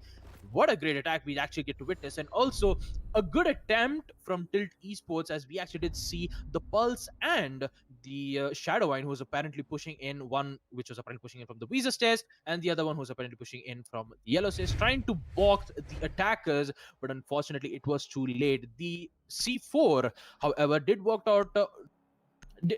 work out in the first time when the other operator who decides to go for the C4 the second time. It did, however, eliminated Shingami, but the instant replant was in, and it was Roximo Killer who was the one who succeeded in planting the diffuser, made it into a post plant, and they are in match point. Now, Tilt Esports, they need to make sure that they win a total of 3 defense rounds in a row, or else Protest Esports will win against them on Map Consulate. 3 rounds to go for the side of Protest Esports, for the side of Tilt Esports, who are pretty much staring down the proverbial barrel very, very far right now, and they need to try and pick themselves up. That last round on defense was not their best, to say the least. Even though they tried some big brain plays with the C4 from the hatch, didn't exactly work out for them, as there was an instant repick of the diffuser and a replant as well. Roximo Killer, excuse me, right there, just about gets his drone out of there before it could be caught by McCock, who's actually playing the Mozzie this time around. Let's just see, does he have the P10 Roni? He does. Very, very good gun in its own right. The ammo count's a little on the low side, but that is something that balances out the high fire rate and virtually 0 redraw on that gun. So, it is a pretty solid gun, but not for everybody. I'm interested to see if McCock is able to make that work for him, though. He might just be able to, given the man's absolute prowess as a gunner for his team. He's done pretty well so far, and he does have the 1.5x as well, the beautiful best sight in the game right now. So he's gonna be a danger, to say the least, for the side of Protest Esports. Currently situated on spiral stairs, just slowly walking down, trying to see if he can find somebody around the cafeteria hallway, but isn't gonna find anybody just yet, as Killster's gonna join him, interestingly enough, and he's just gonna walk back up nice and quickly, and just to find anybody, any of the attackers coming in for a roam clear. Interestingly enough, I think there are 3 attackers currently, 3 defenders, excuse me, downstairs. 2 on first floor, 1 just below spiral, alongside, of course, Exterminator. That is the Pulse, Pulse playing below is to be expected. McCock, I can sort of see, but Killster has joined them and gone beyond, as some shots are going to be fired, but Exterminator isn't about to connect on the bathroom window rappel. So he's going to pull back, continue using that cardiac sensor to find those heartbeats, those specific locations. Sees one outside of yellow stairs. He's going to be very careful because if somebody pushes up yellow right now, they could find him. There's a drone coming in from Shinigami, the Jackal. Could probably find some footprints, but no, not 60K is going to take a lot of damage right there from the P10 Roni. The peak might come in any second now. No, it's from below. That's the Jaeger who was still downstairs as Pilser will finish off as Sexy K and start things off for the side of Tilt Esports. Oh, there's another one. Smoke Dev finds Crosspoint as it's now a 3v5. Protest Esports not looking too good right now. Roximo Killer takes a bit of damage as well. Shots are being fired. They're trying to find the Jaeger, but Shinigami is so low on HP. He cannot take that gunfight. He's tracked him, forced him back for the time being, but is that going to be enough? As soon as the Jackal tracks run out, you can bet he's about to come in, as Smoke is going to find one more, and that is a Rux out the board. A refrag finally comes in. The C4 from below won't work, and there's a Legion taken down as well. Shadowine will fall, and the Maestro will be confirmed under. There we go. Roximo Killer comes in with a double. Is he going to go for the vent? No, a double C4 comes out from McCall. I don't even know if he knew exactly where. Oh, he did know there was the cardiac sensor, and both operators just happened to line up right there for that C4 to blow them to Kingdom Come, as we will see in the Act 5 instant replay there, ladies and gentlemen. It was a beautiful, beautiful coordination from the Mozzie and the Pulse to make that C4 count. And with that, it is 4-6, 2 rounds away for the side of Tilt Esports to equalize right now. And 1 round for the side of Protest Esports to win. This match is getting closer and closer as we go, as Basement Cafeteria will be the side of choice. Well, with that, keeping that in mind, Protest Esports, the only round in which they can be able to win against Tilt Esports is whether if they decide to hold on first floor lobby, in which Protest Esports succeeded in planting the diffuser. Although it was a close call on the side of Protest Esports, with them tossing quite a lot of C4s. Maybe Tilt Esports can be able to put this match on overtime, since they do, however, succeeded in defending second floor console and basement garage without having any problems. So with that keeping in mind, we have Exterminator, who's apparently playing as the Vigil. He will, I believe, continue to do his roaming duty, where he is going to hold the he's just going to hold a particular site, maybe in the console office or meeting room, and he'll just play the high ground. Hopefully, if there is a particular attacker tries to push in and gain the control on the side of piano room, Exterminator will be there to at least waste a lot of time for the attackers, or maybe get those kills, so that they can be able to halt the progression of the attackers. With that keeping in mind, Protest Esports, they are in match point, and they are in a dire need of winning this specific round, or else Tilt Esports is 2 rounds away to equalize the round. With that keeping in mind, we're going to be seeing Rux playing as the Hibana, and an inverted rappel coming in from the Sophia as she tries to get the control on the side of piano room through rappelling. With that, drone works will come in for the attackers, try to exact know what kind of positionings as well as strategies have been has been given to the attackers. So we're going to be seeing a impact nade followed an impact nade to open up lines of sight. Instead of going inside the piano, she will just go for the rappel, take out the bandit charges, or maybe an electroclaw, in which it's going to be very difficult for the Zofia to detect exactly where the electroclaw is being situated in. As Exterminator, just as I was talking about, he will be doing his roaming duty. He's just going to wait for a specific attacker to apparently push in from the piano, so that he could get that surprise. With that, we still see Shadow Iron playing as the Mute. We've seen him quite a good amount of shotgun kills, as well as some SMG-11 long-range kills that we get to see time and time again. But will he be able to make it yet again? Well, we'll actually get to find out in this specific match here, as a lot of times being wasted, and quite surprisingly, not a single body has been dropped on both the teams. But the pings come in from the defenders, as they will, however, detect that there is one player playing also very... he's playing in the cars, in which situated from the basement garage, but with Roximo Killer doesn't know exactly where Kills' location is, where he is holding the angle right from the spiral stairs. Would be best for him to just hold an angle just for now, but with Exterminator getting that first frag, eliminating Crosspoint, well, It's going to be difficult for Protest Esports as they lost their first man, and it was and with that the push comes in from Shingami, the Jackal. He doesn't know exactly what kind of positionings the defenders are playing on to. He's gonna get taken out. Not taking out those barbed wires gave the defenders the exact location on that push, and taking that advantage, they'll be able to eliminate it. But that instant refrag comes in, make that another one as Sexy K takes out 2 players on the side of Tilt Esports. Now all they have to do is go for the brand and be careful of the C4. A lot of kills comes in, and a lot of refrags will also come into them, as they only have 30 seconds left. They don't know the exact location on where the exact location is. Roximo Killer with another kill, eliminating Smoke Dev, and they are free to plant. Killster doesn't even know that the plant is going in cafeteria. The plant will commence, and now it is a post-plant situation on Killster. He needs to get the kills. He needs to make sure that Tilt Esports will get that win. Does he know the exact location? That where he is. Roximo Killer with the peak, and with that peak, will it comes out? Yes, it does. But that instant refrag comes in from the ace, as he will be there to eliminate Killster, as Protest Esports will finally win against Tilt Esports on map Consulate with that Fibernet instant replay. Man, what a match that we actually get to witness here on map Consulate. Tilt Esports almost had the opportunity to clutch it out. Most of the time, that is Division 3, to be honest here. Every single time we see Tilt Esports in a very difficult situation, when they are in defense, most of the time they have the opportunity to make a comeback. And quite unfortunately, Protest Esports they eventually adapted to it, quite surprisingly. And with Protest Esports winning against Tilt Esports, it is quite an interesting match to look out to, Jack.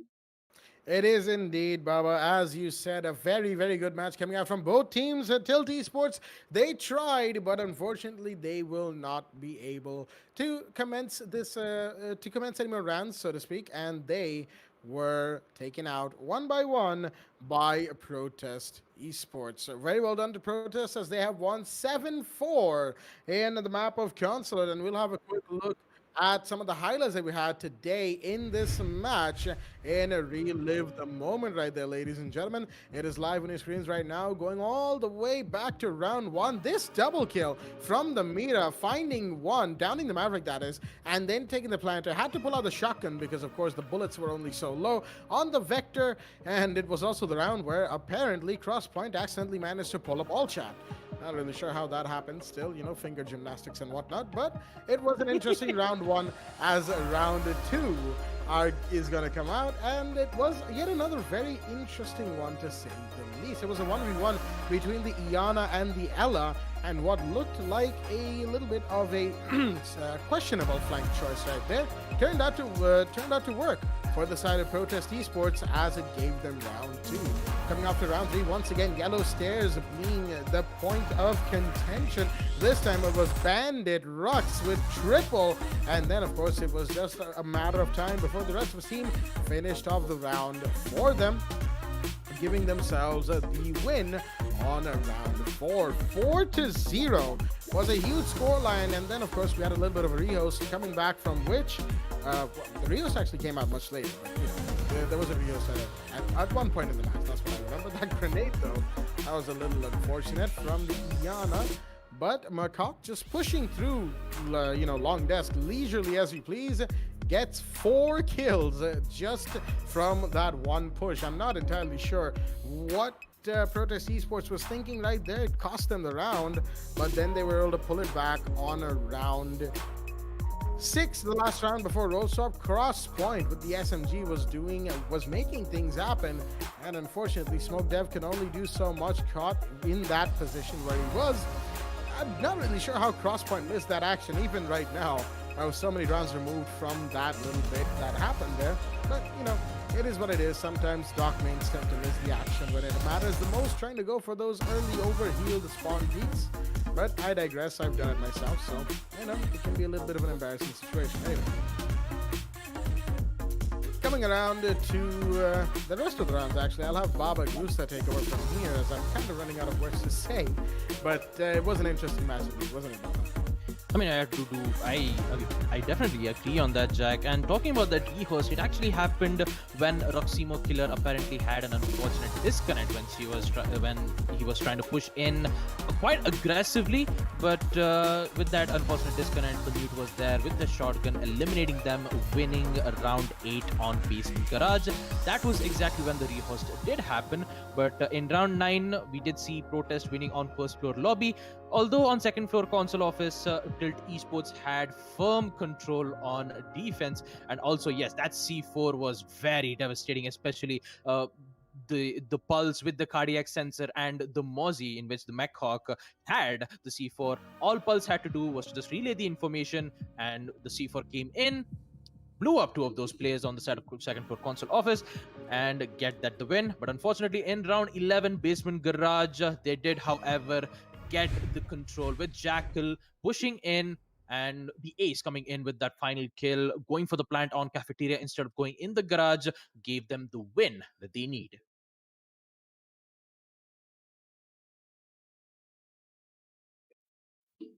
So mute, Jack. Well, that's a little unfortunate. I kind of forgot that I had muted myself right there, ladies and gentlemen. But the thing that I was trying to say was that Protest Esports turned out to be the better team tonight against Tilt Esports. Very unfortunate, Tilt Esports. They had a great set of games yesterday, but were just not able to live up to it today, as they will unfortunately face another loss on their records. And with that, we are going to be ending things right here. And it's been a fantastic day of games, a fantastic first week, and we'll be taking a break tomorrow and coming back with more Siege action on Tuesday. So with that being said, that has been it from myself, Blackjack, my co-host, Baba Gusta, and Rabin Eisen, as we will be signing off here tonight, and we'll see you all again on Tuesday. Stay tuned, and good night.